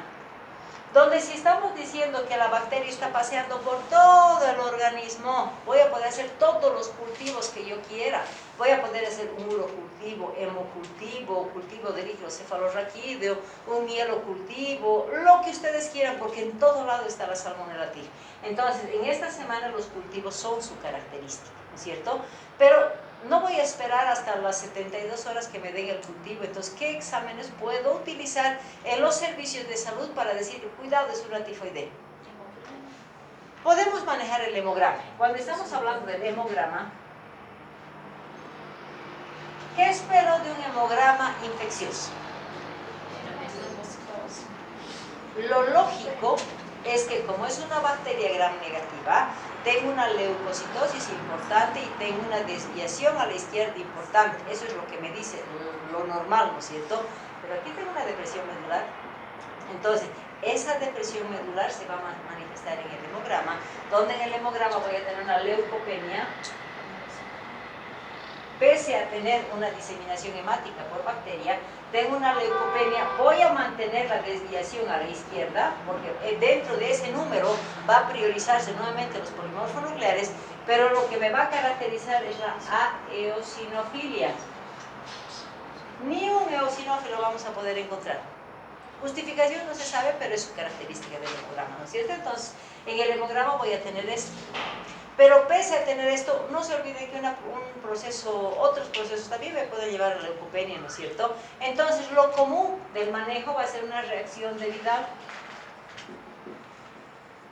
Y aunque no es específica la reacción de Vidal, pero me va a ayudar. Entonces, decimos, una dilución de 1 para 40 no es 1 para 160 probabilidad, 1 para 320 y 1 para 640. Actualmente, por el alto índice de tifoidea que se está dando, las diluciones están mucho más altas. Entonces se dice que 1 para 160, ya me está diciendo, cuidado, es una tifoidea, pero debo recordar que existe un antígeno O y un antígeno H. Cuando hablamos del antígeno O, es el de ahora, ¿no es cierto? Y el antígeno H es el de ayer. Entonces, el antígeno O, que es el antígeno somático, me vas a decir, está cursando ahora con esa infección. Y si me dice positividad con las mismas diluciones de un antígeno H, me dice, tuvo una tifoidea, solamente es una inmunidad del recuerdo, o sea, anterior, ¿no es cierto? Y lo que se dice es que el diagnóstico de 1 para 320 ya es indicación de internación, aunque fácilmente ahora encontramos una dilución de 640. Ahora están empeorando las diluciones por la alta incidencia que estamos teniendo en tifoidea. Pero esto me dice, con esto puedo iniciar tratamiento. Pero si confirmo, si quiero tener especificidad en el tratamiento, voy a pedir el ELISA. ¿No es cierto? ELISA para tifoidea, donde el ELISA, la IgG, me dice, tuvo una tifoidea, ¿no es cierto? Pero si me dice la IgM, está cursando con una tifoidea, entonces la forma de certificar directamente es con el ELISA, pero la reacción de Vidal sí puede ser útil para indicar la internación de ese paciente y obviamente lo que me va a marcar el compromiso del estado general, la condición de internación. Si es un niño que esté en buenas condiciones, es el tratamiento nuevamente ambulatorio. O sea que la internación no depende de la titulación Depende de la titulación y del compromiso del estado general. O sea, 320 te dice interna, porque es riesgo, ¿cierto? Y obviamente con una clínica y obviamente con el y el compromiso del estado tratamiento general. iniciado de 1 para 160. Es ambulatorio, Ya. ¿ya?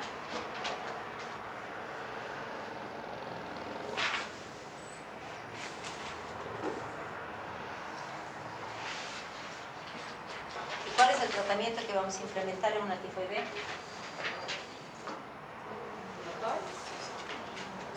Nuevamente ahí la pregunta, la respuesta, ¿no? ¿Es ambulatorio o es internación? Porque el tratamiento ambulatorio nuevamente nos vamos con amoxicilina, con las mismas dosis, con tamoxazol, los dos medicamentos que se manejan en el ambulatorio. Y cuando hablamos de la internación manejamos la cefalosporina, ¿no es cierto? De tercera generación, cefotaxima, ceftriaxona. Inmediatamente ahí va la pregunta. ¿Y cuál medicamento es el de elección para una tifoidea? Que está descrito por la literatura, es el cloranfenicol. Pero ¿qué pasa? ¿Por qué se ha descartado el cloranfenicol? Actualmente en los países de mayor desarrollo no se utiliza y el cloranfenicol, y aquí se está manejando el cloranfenicol. Por el riesgo, como efecto colateral, el cloranfenicol da aplasia. Y la tifoidea está ya con depresión medular, entonces voy a empeorar, ¿no es cierto? Por eso que se ha sacado del tratamiento del cloranfenicol, pero se utilizaba antes a una dosis de 100 miligramos kilo peso cada 6 horas vía endovenosa y 50 miligramos cada 8 horas por vía oral, ¿no es cierto? Si es que les preguntan por qué no la tifoidea, porque antes se manejaba como un tratamiento de elección, ¿no es cierto? Ahora ya estamos con cefalosporina, ¿sí? Y la impresión diagnóstica, ¿cómo debo poner? Fiebre tifoidea en tratamiento. ¿Por qué? Porque nuevamente en esta patología entra en la justificación en la anamnesis, o sea, describen toda la sintomatología que hemos mencionado, pero dicen, ¿no? Por lo que se solicitó laboratorio si se decidió su internación, ¿sí? Entonces, esa solicitud de laboratorio te está justificando en la impresión diagnóstica de una tifoidea, ¿ya? Ahora, si estamos hablando de la historia clínica en sí de la tifoidea, ¿qué tenemos que considerar? No existe tifoidea sin fiebre. Por eso se le da el nombre de fiebre tifoidea, ¿no es cierto? Entonces, ¿qué es lo que tenemos que hacer con estos niños? En mi motivo de consulta, fiebre. Puede estar relacionado el motivo de consulta con cefalea, si quieren, con epistaxis, con dolor abdominal, puede, pero la fiebre no puede faltar. Y cuando describimos en la anamnesis, ¿qué cosas voy a poder preguntar a ese niño? Me va a decir que inicialmente hace 4, 5, 7 días empezó con dolor abdominal, empezó con un poco de diarrea, ¿no es cierto? Eso me está diciendo que empezó con una primera semana y que ahora ya está con la sintomatología que hemos dicho, la fiebre mucho más intensa. Va a haber cefalea. Puede el paciente tener tos también, ¿no es cierto? Puede cursar con dolor abdominal también. Pero algo que me va a diferenciar de una primera semana en el tracto intestinal, de la primera a la segunda semana, ¿qué es? Empezó con diarrea y la segunda semana, constipación. O sea, ese cambio de estado del sistema intestinal me va a permitir decir, la mamá me va a decir, hace 3 días no ha hecho su deposición, entonces estoy relacionando con la constipación, anamnesis, ¿no es cierto? Y si hablamos del examen físico, ¿qué cosas voy a poner en el examen físico? Lo que no me puede faltar en una tifoidea. Lengua, saburral, tipifica, ¿no es cierto? Si hay una epistaxis y tenemos sangrecita en la nariz, voy a describir, pues en la sangre hay sangre seca. ¿Cuál sería la justificativa de la lengua poderse saborar? Porque el sistema digestivo está funcionando todo mal, pues. Entonces, no te olvides que la lengua saburral no solamente es indicador de tifoidea. Cualquier problema digestivo, estás con lengua saburral. si te vas a fijar. Un mal proceso, un mal funcionamiento digestivo se está manifestando por la lengua sacular, ¿ya? Pero lo que no me puede faltar es al examen físico el borborismo. Pero nuevamente se puede dar en esos niños que ya están prealta, que ya se están por ir. Entonces, nuevamente en abdomen ustedes tienen obligación de poner no se palpan borborismo, que generalmente se van a localizar en fosa ilíaca, ¿no es cierto? Entonces, se dice no se palpa borborismo en fosa ilíaca. Se están diciendo yo he buscado, pero no he encontrado, en otras palabras, ¿no es cierto? Entonces, en el examen físico me van a poner ese tipo de cosas, porque cuando les digan ¿cómo has llegado al diagnóstico de tifoidea? Porque mi paciente me dice que tiene fiebre, diarrea, todo lo que hemos mencionado, pero en el examen físico yo he encontrado lengua sacular, he encontrado borborismo. Entonces, por lo menos 2 o 3 síntomas tienen que estar y signos clínicos que les vaya a definir lo que es una tifoidea. ¿Cómo diagnostican? Laboratorialmente. Vidal, ELISA y si fuera necesario todos los cultivos que se puedan hacer. hacer. Y si fuera un paciente que ya está a 2 días, por ejemplo, ¿qué sintomatología todavía está? No va a haber cefalea, es que ese niño está con analgésicos, no te olvides eso, o sea, cefalea no va a tener. Puede presentar un poquito de tos que no es la característica, ¿ya? Va a haber constipación, puede presentar constipación o el borborismo en abdomen. Después no vas a encontrar nada más. El borborismo sigue. Puede mantenerse hasta 4 a 5 días el borborismo, pero hablamos de borborismos aislados, lo que antes solamente apretar empieza a sonar, o sea, la intensidad del borborismo va a ir disminuyendo poco a poco hasta desaparecer. Y si no encuentras borborismo, tú haces la palpación y dices, no he encontrado borborismo, pero ya está en 4 o 5 días de internación, entonces justificas ahí. ¿Sí? Vayan pensando en preguntas que dicen.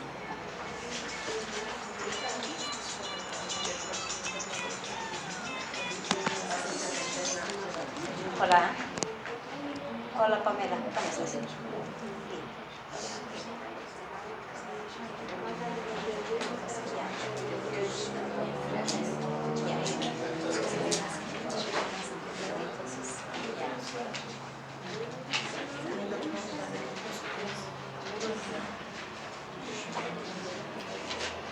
Ya le han pedido hemograma y PCR.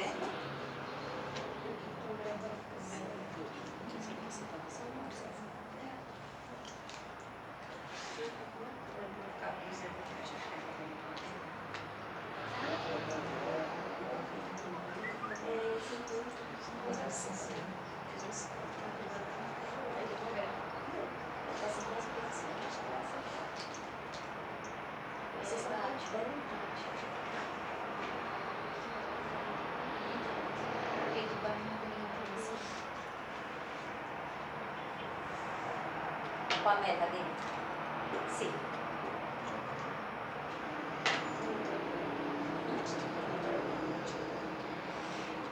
Ya, pero le han vuelto a pedir su PCR, Pamela, a las 6 horas. Ya.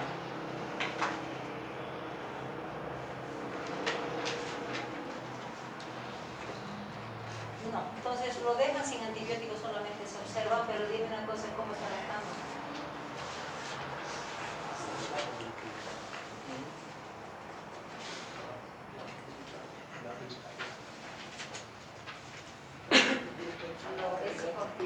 Ya, lo que vamos a hacer, yo no sé si era el problema, es que es una epidural. Y ese nivel es cada 2 horas. Y después de la tercera dosis, que tiene casi la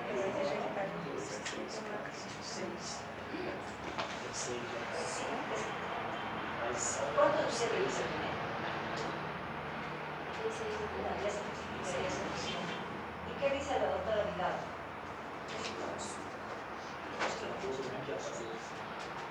Es que si estás con tercera día ya está en 60. Ya, por eso déjenla con su depositar 10% si ya le han puesto. Y nada, hasta mañana veremos cómo está. Pero la glucosa no la pasamos.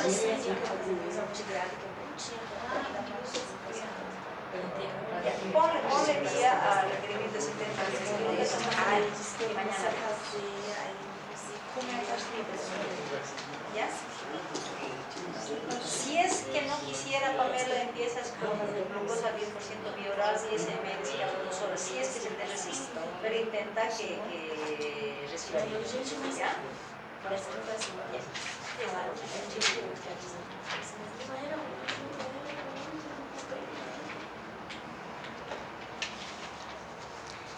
Órdenes médicas de tifoidea son las mismas de la ITU, las mismas, excepto la vitamina C. También, pues, si tiene un poquito de diarrea, o sea, igual le damos el balance, ¿ya? Lo mismo, solamente que manejamos sin la vitamina C, porque no necesito potencializar la vía urinaria, ¿ya? ¿Alguna pregunta? ¿Y en laboratorios necesito poner algo más? Lo mismo, hemograma, porque lo primero, ¿qué es lo que se hace? Cuando vas a tú pedir, internar a un paciente, vas a pedir solamente reacción de Vidal. Entonces el hemograma, el copro, pero el ego, puedes pedir un ego porque puede estar también contaminado, ¿ya? Muchas veces hablamos del diagnóstico, o sea, diagnóstico diferencial. ¿Cómo tú diagnosticas una ITU por contaminación de vía urinaria o cómo tú diagnosticas una complicación de una tifoidea? ¿Cómo haces el diagnóstico diferencial si ese ITU está cursando por contaminación de vía urinaria o es complicación de una tifoidea? ¿Cómo tú determinarías eso? Pero la reacción de Vidal para saber si está cruzando. No, pero con puede ir tifoidea. junto, puede ir una ITU junto con una tifoidea también, pueden haber dos patologías mixtas. Entonces, ¿cuándo tú vas a considerar una ITU propiamente por contaminación del tracto urinario por vía baja? ¿Y cómo vas a determinar una contaminación? Urocultivo o El urocultivo te va a dar presente. ¿Cómo? ¿Cuál es la vía de contaminación? O sea, toda vez que hablamos de una ITU por contaminación de vía baja, va a tener sintomatología, síndrome miccional, te avisa por dónde está ingresando. En cambio, una tifoidea no va a tomar vías bajas para nada, directamente va a ser invasión de riñón. Entonces, va a tener clínica solamente a nivel alto, no bajo. Entonces, ¿cómo diagnosticas una ITU primaria, que se llama, o una complicación de tifoidea? Es que una ITU primaria respeta la contaminación de la vía inferior, va a dar el síndrome miccional y después va a complicar riñón. A diferencia de una tifoidea, es una complicación directa renal y el antecedente de haber tenido una tifoidea cursa, se considera, o el curso se considera como una complicación. ¿Cierto? O sea, una es una vía hematógena, complicación tifoidea, vía baja, disuria por la La única diferencia sería a través del examen físico o la anamnesis. Anamnesis solamente. Directamente la anamnesis me dice síndrome miccional, en cambio la tifoidea se considera una vía de contaminación, pero vía hematógena. Y eso se considera una complicación. ¿Cierto? Preguntas de tifoidea. Pero nesse caso não se põe reação de Vidal e nada em laboratório? No, pues, o sea, sí, a ver, ¿cómo tú haces el diagnóstico diferencial entre una ITU primaria? O sea, que Não, doutora, em nossas ordens médicas. ya no puedes. Si estás justificando en tu anamnesis y dices, Yes. por lo que se solicitó laboratorio y se decidió su internación, de hecho en todos los hospitales manejan la reacción de Vidal, entonces, pero no se pone. Hemograma, examen general de orina, copro, por rutina, ¿ya? El hemograma te va a dar pauta, el ego te va a dar pauta también de que es una ITU alta, ¿no es cierto? Si es que se ha complicado, porque no todos se van a complicar con riñón, ¿no es cierto? Entonces ya no pides Y eso. para hacer el seguimiento del paciente necesita hacer un laboratorio. No, ninguno, simplemente seguimiento clínico, nada más. ¿Ya? Bueno, si no hay preguntas, ¿no hay preguntas? ¿Nada? Bueno. Vamos a lo que ya son otros diagnósticos como desnutrición. Hemos dicho primero diagnóstico patológico, después diagnóstico nutricional. ¿Qué tenemos que saber de la nutrición o desnutrición? Primero, la OMS, ¿no es cierto? Decimos, la OMS nos dice que no pueden solamente diagnosticar la desnutrición, tienen que manejar la malnutrición. ¿Y cómo diagnostica la OMS la malnutrición?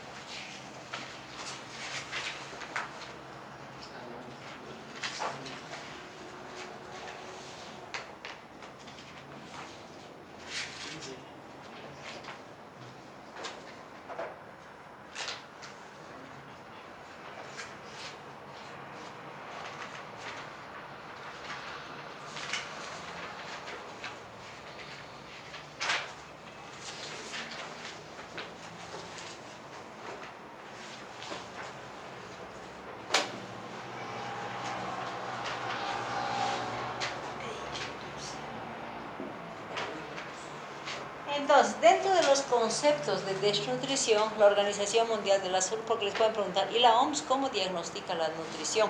¿No es cierto? La OMS considera la malnutrición determinando la desnutrición crónica cuando va a cruzar edad-talla, ¿no es cierto? Donde me determina que de acuerdo a la edad, si es que ese niño llega a menos 2 desviaciones, que es una línea roja, me dice talla baja. Y si me dice menos 3 es talla muy baja. Entonces, desnutrición crónica, la OMS califica como el cruce de edad-talla y en base a desviaciones estándar. En cambio, la desnutrición aguda maneja las desviaciones, maneja primero el peso para la talla y va a determinar las desnutriciones. Si hablamos de una desnutrición 1, hablamos de una desnutrición leve. Si es menos 2 desviaciones, hablamos de una desnutrición moderada y menos 3 desviación grave, desnutrición grave. Pero la OMS hemos dicho que considera la malnutrición y considera también el sobrepeso y la obesidad, donde el más 1 significa nutrición superior, el más 2 significa sobrepeso y el más 3 significa obesidad. Entonces, como pregunta, ¿cómo diagnostica la OMS la nutrición? La nutrición o la desnutrición en este caso maneja en base a crónica aguda, ¿sí?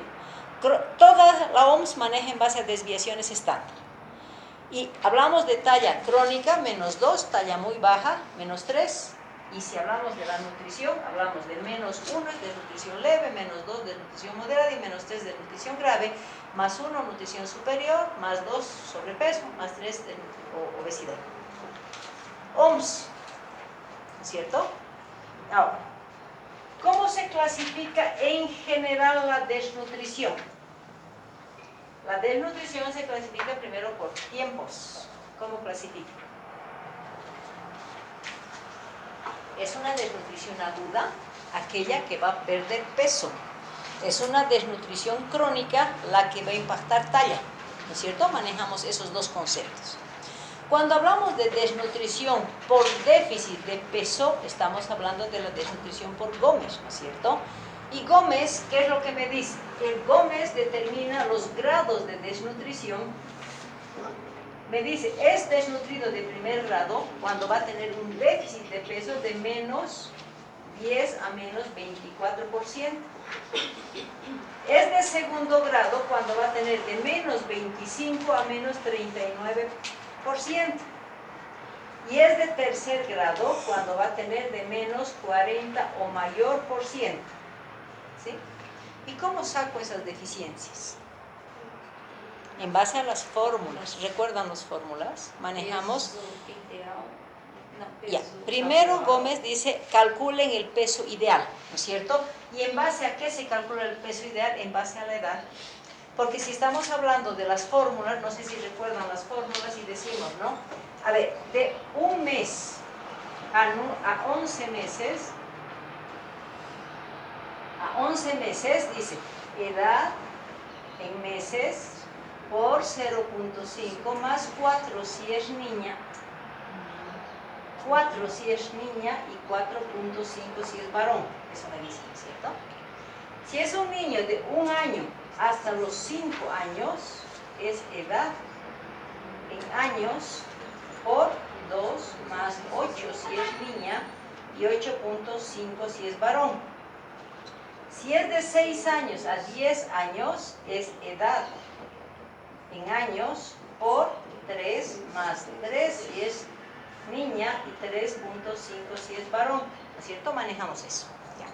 Entonces, si esto nos da las fórmulas, esto significa peso ideal. Para calcular el déficit de peso, utilizamos el peso actual por 100 dividido entre el peso ideal que hemos calculado con las fórmulas, y este resultado es menos 100, porque menos 10 a menos 24 considero desnutrición leve, menos 25 a menos 39 moderada y menos 40 o más es grave. Entonces, ¿por qué es importante manejar eso? No pueden poner en su diagnóstico nutricional ustedes peso y talla adecuada para la edad. ¿Por qué no pueden poner eso? ¿Quién califica el diagnóstico de peso y talla adecuada para la edad? Organización Mundial de la Salud. ¿Para eso qué necesitan? Tablas. ¿Ya van a tener en su evaluación tablas? ¿No? Entonces, no, porque inmediatamente dicen, has llegado al peso y talla de... ¿Con qué has calificado? ¿Cómo has diagnosticado peso y talla? Si no tienen esas tablas, eso no se memoriza. Entonces, en base a esas tablas se califica. Entonces, olvídense eso de peso y talla y simplemente desnutrición por Gómez. Donde Gómez, ¿qué me dice? Si no tiene menos 10, primero, si está con buen peso, lo va a llamar al niño eutrófico. ¿No es cierto? Si tiene peso ideal adecuado. Pero si estamos hablando de que este niño tiene menos ese porcentaje, ustedes en su historia tienen obligación de poner desnutrido de primer grado con 12% de déficit. Desnutrido de segundo grado con 32% de déficit. Entonces, en su historia clínica tienen que poner desnutrido de primer grado con el porcentaje. Porque inmediatamente les van a preguntar, a ver, ¿cómo has llegado al diagnóstico de desnutrido leve, moderado, grave? Porque he utilizado las fórmulas, primero el peso ideal es esto, y después he utilizado para el déficit de peso, que es este, y me ha salido esto. ¿Sí? Entonces, en desnutrición tienen obligación de saber esto, porque si no, ¿cómo van a llegar al diagnóstico nutricional? Siendo que peso y talla se borró. O sea, si tienen las tablas, podrían hacerlo, ¿cierto? Pero como no van a disponer en ese momento, entonces no pueden hacer eso. ¿Está claro esto? Sí. Pero hay una desnutrición que está clasificada como desnutrición por clínica. Y hablamos de las dos formas de desnutrición que se va a presentar, que es el marasmo y el kwashiorkor. Si ustedes dicen marasmo, ¿qué imagen tienen de un niño con marasmo? ¿Cómo se imagina? Flaco, un niño caquético, ¿no es cierto? Toda vez que veo las noticias con los niños africanos, esos son marasmáticos clásicos, ¿no es cierto? A diferencia del niño kwashiorkor, es el niño choquito, gordito, panzudito, ¿no es cierto? Esa es la imagen que tenemos del kwashiorkor. Entonces, ¿cómo se clasifica la desnutrición por clínica? En base a desnutrición crónica y desnutrición aguda nuevamente, ¿no es cierto? Donde si estamos hablando del marasmo, por ejemplo, ¿qué característica va a tener el marasmo? Primero, ¿por qué se produce el marasmo? Porque hay una deficiencia calórico-proteica, ¿no es cierto? ¿Sí? Ahora, ¿en quiénes da el marasmo? En la vida intrauterina, produciendo niños con retardo del crecimiento intrauterino o los lactantes, por la deficiencia de alimentación de leche materna, principalmente por eso se considera el embarazo, ¿sí? ¿Qué condición va a tener este niño? Que va a entrar en estado de autoconsumo. Por lo tanto, lo que va a ser más afectado es el tejido celular subcutáneo, ¿cierto? Por la condición de tiempo, se la va a llamar crónica. Por la condición del autoconsumo se la va a llamar seca, ¿cierto? Como desnutrición. Y si estamos hablando del marasmo, ¿qué características clínicas voy a encontrar? O sea, clínicamente, ¿cómo lo voy a ver ese niño? Al niño con marasmo lo evalúo de cabeza a los pies, ¿ya? Que si bien se va a dar todo el autoconsumo del tejido graso, en la carita vamos a empezar a ver los signos que son patognomónicos. Entonces, si vemos a un niñito así flaquito, se consume el tejido graso de los ojitos, de los párpados, entonces va a tener ojitos hundidos. Su nariz va a parecer que es más grande, porque la región malar se va a aplanar porque va a desaparecer el tejido graso. Entonces va a haber prominencia de huesos malares. Y esos plieguecitos no se van a arrugar, se van a bajar a la región submaxilar. Entonces, ¿qué carita vamos a ver con ese niño así, con prominencia de huesos, ojitos hundidos y pliegues aquí abajo?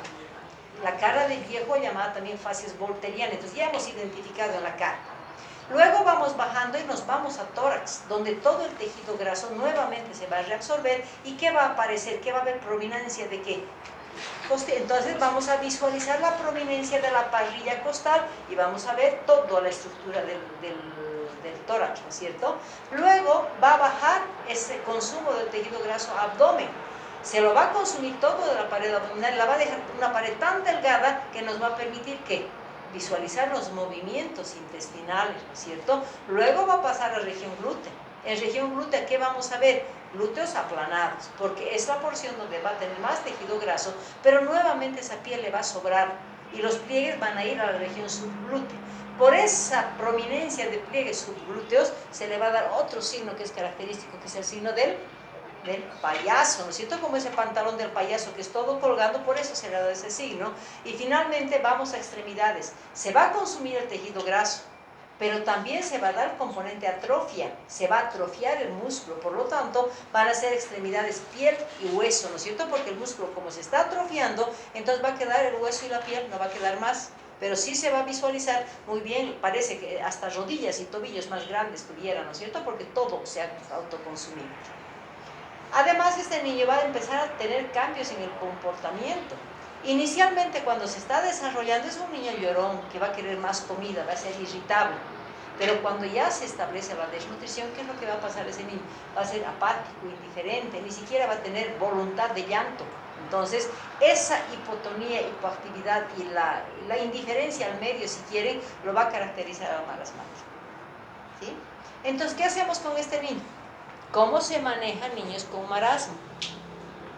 No podemos manejar, teóricamente sabemos que se va a manejar en base a kilocalorías, en que van a utilizar las fórmulas, puede ser F75, F100, que son preparados especiales para renutrirlos a los niños, que les vamos a dar vitaminas, hierro, zinc, magnesio, todo ello, ¿no es cierto? Pero ¿cómo los manejamos? Nosotros los manejamos como medicina general. Entonces, el tratamiento del marasmático es en el tercer nivel en centros de renutrición.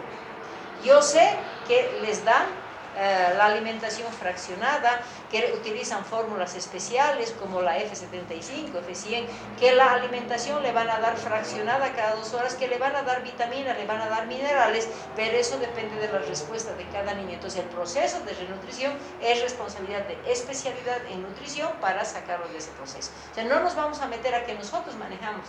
El marasmo se maneja en centros de renutrición, es especialidad. Entonces simplemente nosotros vamos a manifestar, y existen en Cochabamba, tenemos 2, es el de Cerro Verde y el CRIM, no sé si han conocido. ¿No han conocido? Donde solamente a los cuachorcorritos y marasmados los reciben ahí, y entra el proceso de renutrición. ¿Y hospital Albina Patiño? El Albina Patiño tiene en Cerro Verde, pues tiene su centro de renutrición de esos niños. Es perteneciente a la Albina Patiño, pero ahí los trata. Y en el Viedma también tenemos el CRIM, ¿no? Que es donde se va a manejar. Entonces, hablamos, no me voy a complicar, ¿no? Porque no sabemos cómo es el cálculo, en realidad ellos son los que manejan en base a kilocalorías de cada niño, ¿ya? Entonces hablamos del marasmo. Cuando estamos hablando del kwashiorkor, es todo lo contrario, ¿no? Es el niño gordito, es el niño choquito, es el niño que es pues desnutrido, pero que la mamá no nos acepta, ¿no es cierto? Entonces, cuando estamos hablando del kwashiorkor,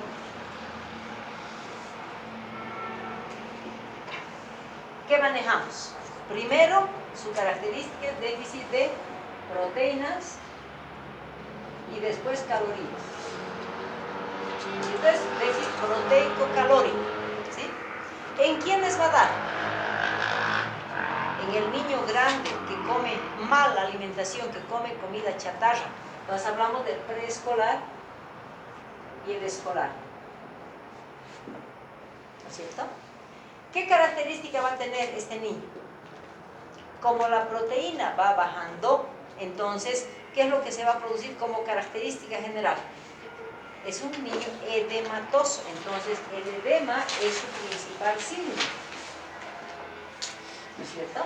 ¿Y qué características clínicas vamos a tener en ese niño? Primero, la evolución del kwashiorkor nunca es de cabeza a los pies, empieza de los pies arriba, ¿cierto? Porque el líquido siempre se va a almacenar más en las posiciones más bajas. Entonces, el primer signo que va a tener es el edema frío y blando en pies. Es el primer signo que vamos a encontrar, ¿no es cierto? Para después ese edema ir ascendiendo y pudiendo llegar hasta la rodilla. Entonces ahí empiezan los signos que son característicos, ¿no? ¿Qué signo le vamos a dar si el edema llega hasta la rodilla? Signo de la bota, ¿no es cierto? Después el edema sigue subiendo, toma todo el cuerpito y puede llegar hasta la cara. Y ese proceso de edematización generalizada, ¿qué le vamos a llamar? Es el anasarca. Y cuando ese edema llega a la carita en ese niño, nos va a dar la característica de la fase de angustia que se llama, ¿no es cierto? Porque en ese niño se va a empezar a edematizar los párpados. Entonces vean la diferencia, un marasmo, ojos hundidos. En el kwashiorkor, edema palpebral, ¿no es cierto? Que es lo que me va a marcar. Y al tener edema palpebral, toda la carita va a estar edematizada, ¿no es cierto? Por ese edema en los párpados se le va a dar el nombre de fase de angustia. Alguna literatura describe como la cara en luna llena, también por edema generalizado, pero que no nos vamos a meter a la cara de luna llena, porque hay otra patología que es el Cushing, que me va a dar signo patónomo, entonces fácilmente los pueden desviar a Cushing. ¿Ya? Entonces simplemente es la fase de angustia que actualmente se describe como fase del niño con kwashiorkor. Una vez que se ha determinado ese edema en la carita, empieza a alterarse los cabellitos, ¿no es cierto? Y dice que como la proteína es uno de los componentes que va a intervenir en el cabello, se dice que como hay deficiencia de proteínas, primero van a empezar a tener un cabello seco. Luego empieza a fracturarse, hablamos de un cabello quebradizo. Luego empieza a decolorarse, ¿no es cierto? Porque son niñitos que se vuelven con el cabello medio rojizo, medio amarillo, y ahí hay el problema de la mamá, donde con la mamá, ¿qué es lo que decimos? La mamá nos dice, porque la mamá no le hace faltar comida, pero su comida es en base a sopa y hidratos de carbono, entonces le da platos de almuerzo así de fideo, pero no hay proteína, no hay que sostenga ese componente, ¿no es cierto? Entonces, esa mamá dice, mi hijo es choquito, y no es verdad, es la desnutrición que le está llevando a esa coloración diferente en su cabellito, y finalmente se empieza a caer. ¿Cómo se cae el cabello del niño con kwashiorkor? Respeta las raíces, y a eso se va a llamar acromotriquia, ¿no es cierto? Es su forma de cabello, de caída de cabello, para finalmente, ¿qué es lo que se va a dar? Una descompensación total en ese organismo. Nuevamente entramos en la etapa del componente emocional, que va a ser un niño indiferente también al medio.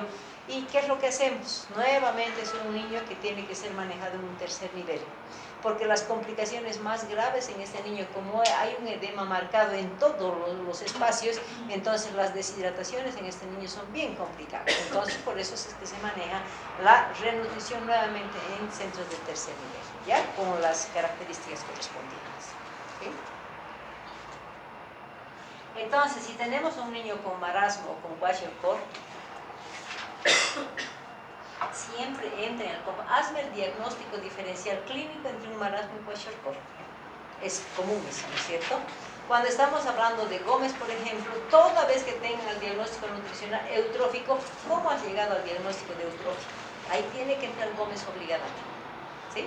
Entonces manejamos eso, y la OMS, que no pueden dejar de saber, porque la OMS es una pregunta muy frecuente, porque estamos hablando de un componente integral, ¿no es cierto? De tanto de desnutrición aguda como de desnutrición aguda. ¿Sí? ¿Alguna pregunta de desnutrición o nutrición?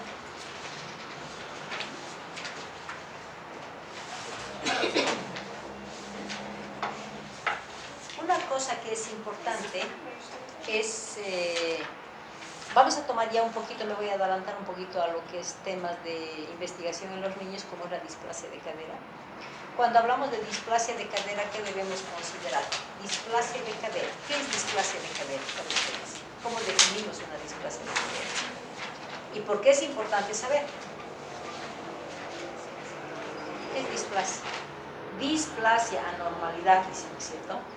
Entonces decimos, la displasia de cadera es una alteración o es una anormalidad de una de las estructuras de la articulación coxofemoral, o falta de desarrollo, si quieren, de una de las estructuras de la articulación coxofemoral. Cuando estamos hablando de displasia, ahí entramos a lo que es la diferencia de una displasia luxada o subluxada, ¿no es cierto? Cuando estamos hablando de una cadera luxada, ¿cómo definimos la luxación? Si este es el acetábulo y este es el fémur, la luxación es esta, ¿no es cierto?, que sale de aquí. Entonces estamos determinando que es la pérdida de relación de superficie entre el fémur, el núcleo femoral, y el acetábulo. Es la luxación porque salió del acetábulo. Y una subluxación es pérdida parcial de relación de superficie entre el núcleo del fémur y el acetábulo. Entonces tenemos que manejar lo que es la displasia, lo que es luxación y subluxación. ¿Por qué es importante este tema? Porque en algún momento les pueden preguntar, entonces si a ustedes les toca un paciente, por ejemplo, un neonatito con cualquier patología neonatal, ¿qué obligación tienen de revisar en extremidades? ortolani, es obligación. Entonces, si es un niño con hiperbilirrubinemia, por ejemplo, o es un niño con hipoglicemia, en extremidades ortolani negativo o ortolani positivo, tienen obligación. Y si les toca un pacientito de una bronconeumonía, por ejemplo, o cualquier patología en el menor de 3 meses, de 3 a 4 meses, ¿qué obligación tienen de revisar? Que tiene que estar en su historia clínica. ¿Cómo están los pliegues? ¿No es cierto? Entonces, si estamos hablando de los muslitos que tiene el niño, vamos a ver, si un pliegue tengo aquí chiquito y un pliegue tengo más largo aquí, eso se llama asimetría de pliegue. Lo que se espera es que ambos pliegues estén igual. Eso es lo normal, ¿no es cierto? Entonces, en extremidades tienen que decir obligadamente pliegues simétricos o pliegues asimétricos, ¿no es cierto? Entonces, ¿a qué están invitando ustedes si dicen pliegues asimétricos? A que les pregunten, ¿no es cierto? Displasia. Otra cosa que se evalúa con abducción completa, agarran las piernitas y abducen.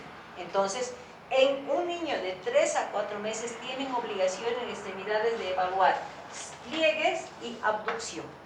¿Sí? Entonces, eso se tiene que añadir.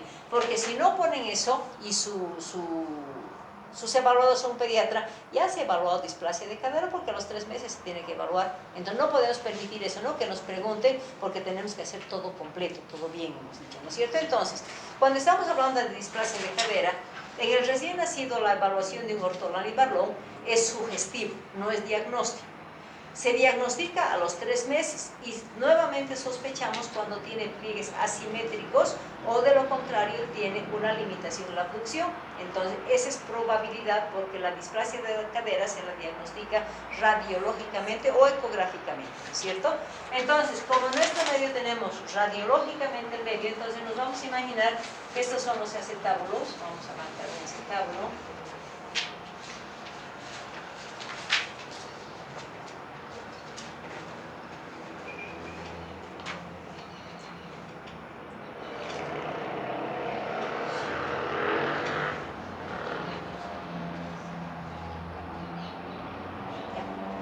Más o menos así, ¿sí?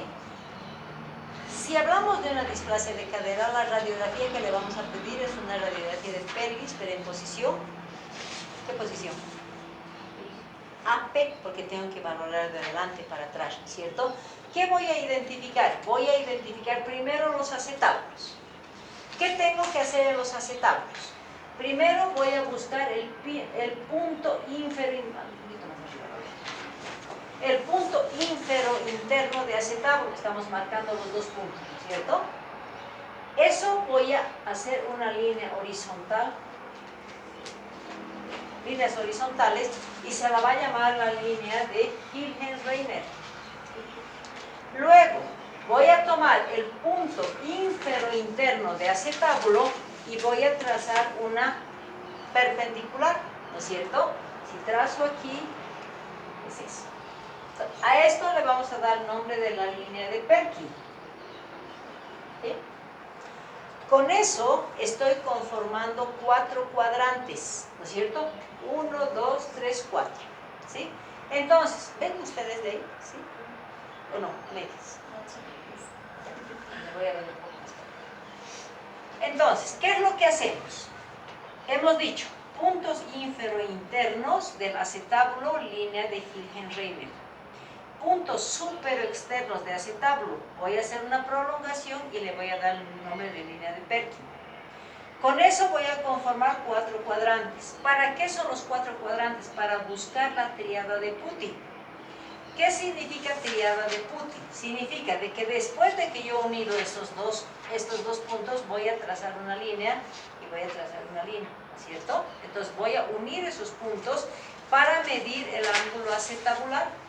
Lo normal es que sea 29 grados, lo normal.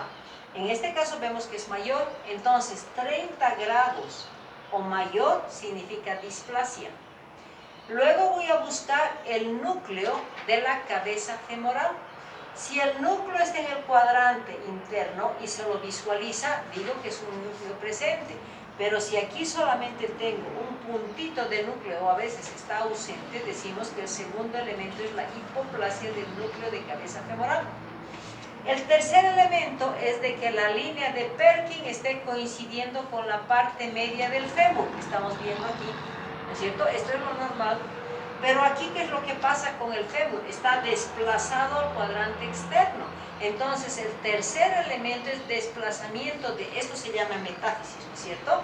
Pueden decir simplemente desplazamiento del fémur o pueden decir desplazamiento de la metáfisis femoral al cuadrante externo. Ambas cosas son buenas. Entonces, 1, 2 y 3. Entonces, este niño tiene la tríada de Putti. Pero además, para complementar, tengo que evaluar el arco de Shenton, que se llama, ¿no es cierto? Y el arco de Shenton, ¿qué es? Este es el orificio obturador y este es el cuello femoral. Entonces, si yo voy a prolongar esto, voy a tener un arco simétrico. Lo normal es que sea simétrico. Pero si estamos viendo aquí, si aquí está el cuello femoral y el arco está aquí, esto es asimetría. Entonces, los elementos que me llevan al diagnóstico de displasia de cadera es la tríada de Putti y el arco de Shenton. ¿Sí? ¿Está claro esto? O más o menos. O repasamos un poquito.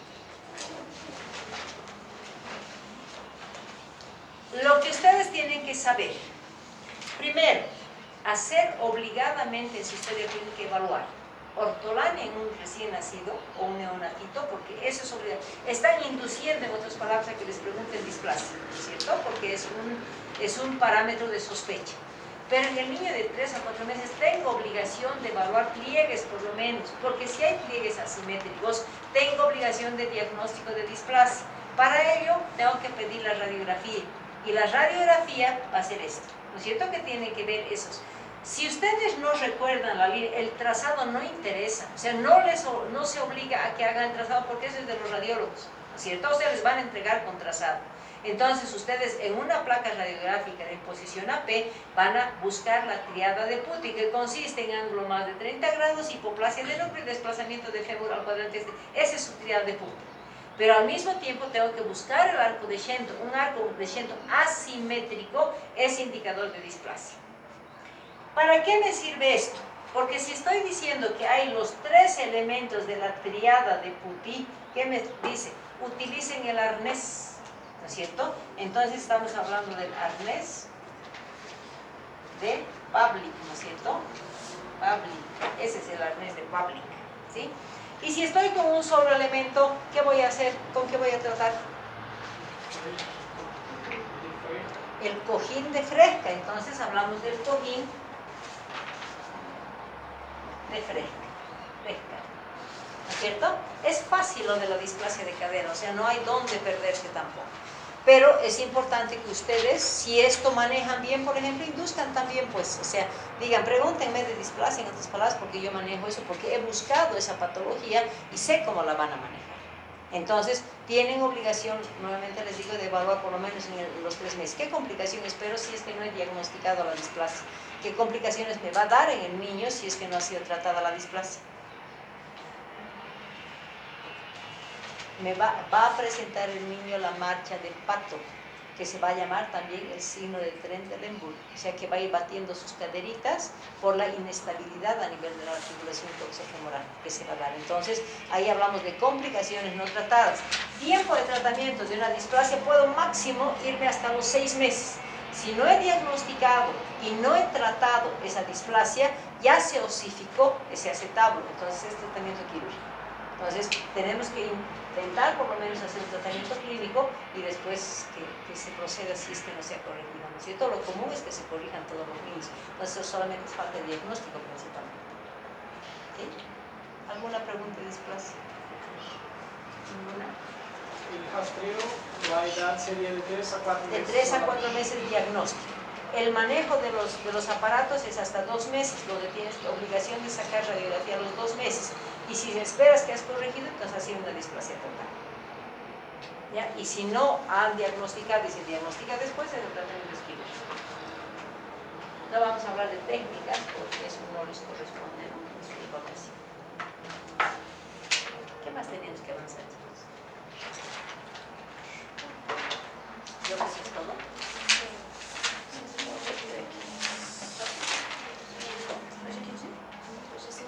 ¿Qué más?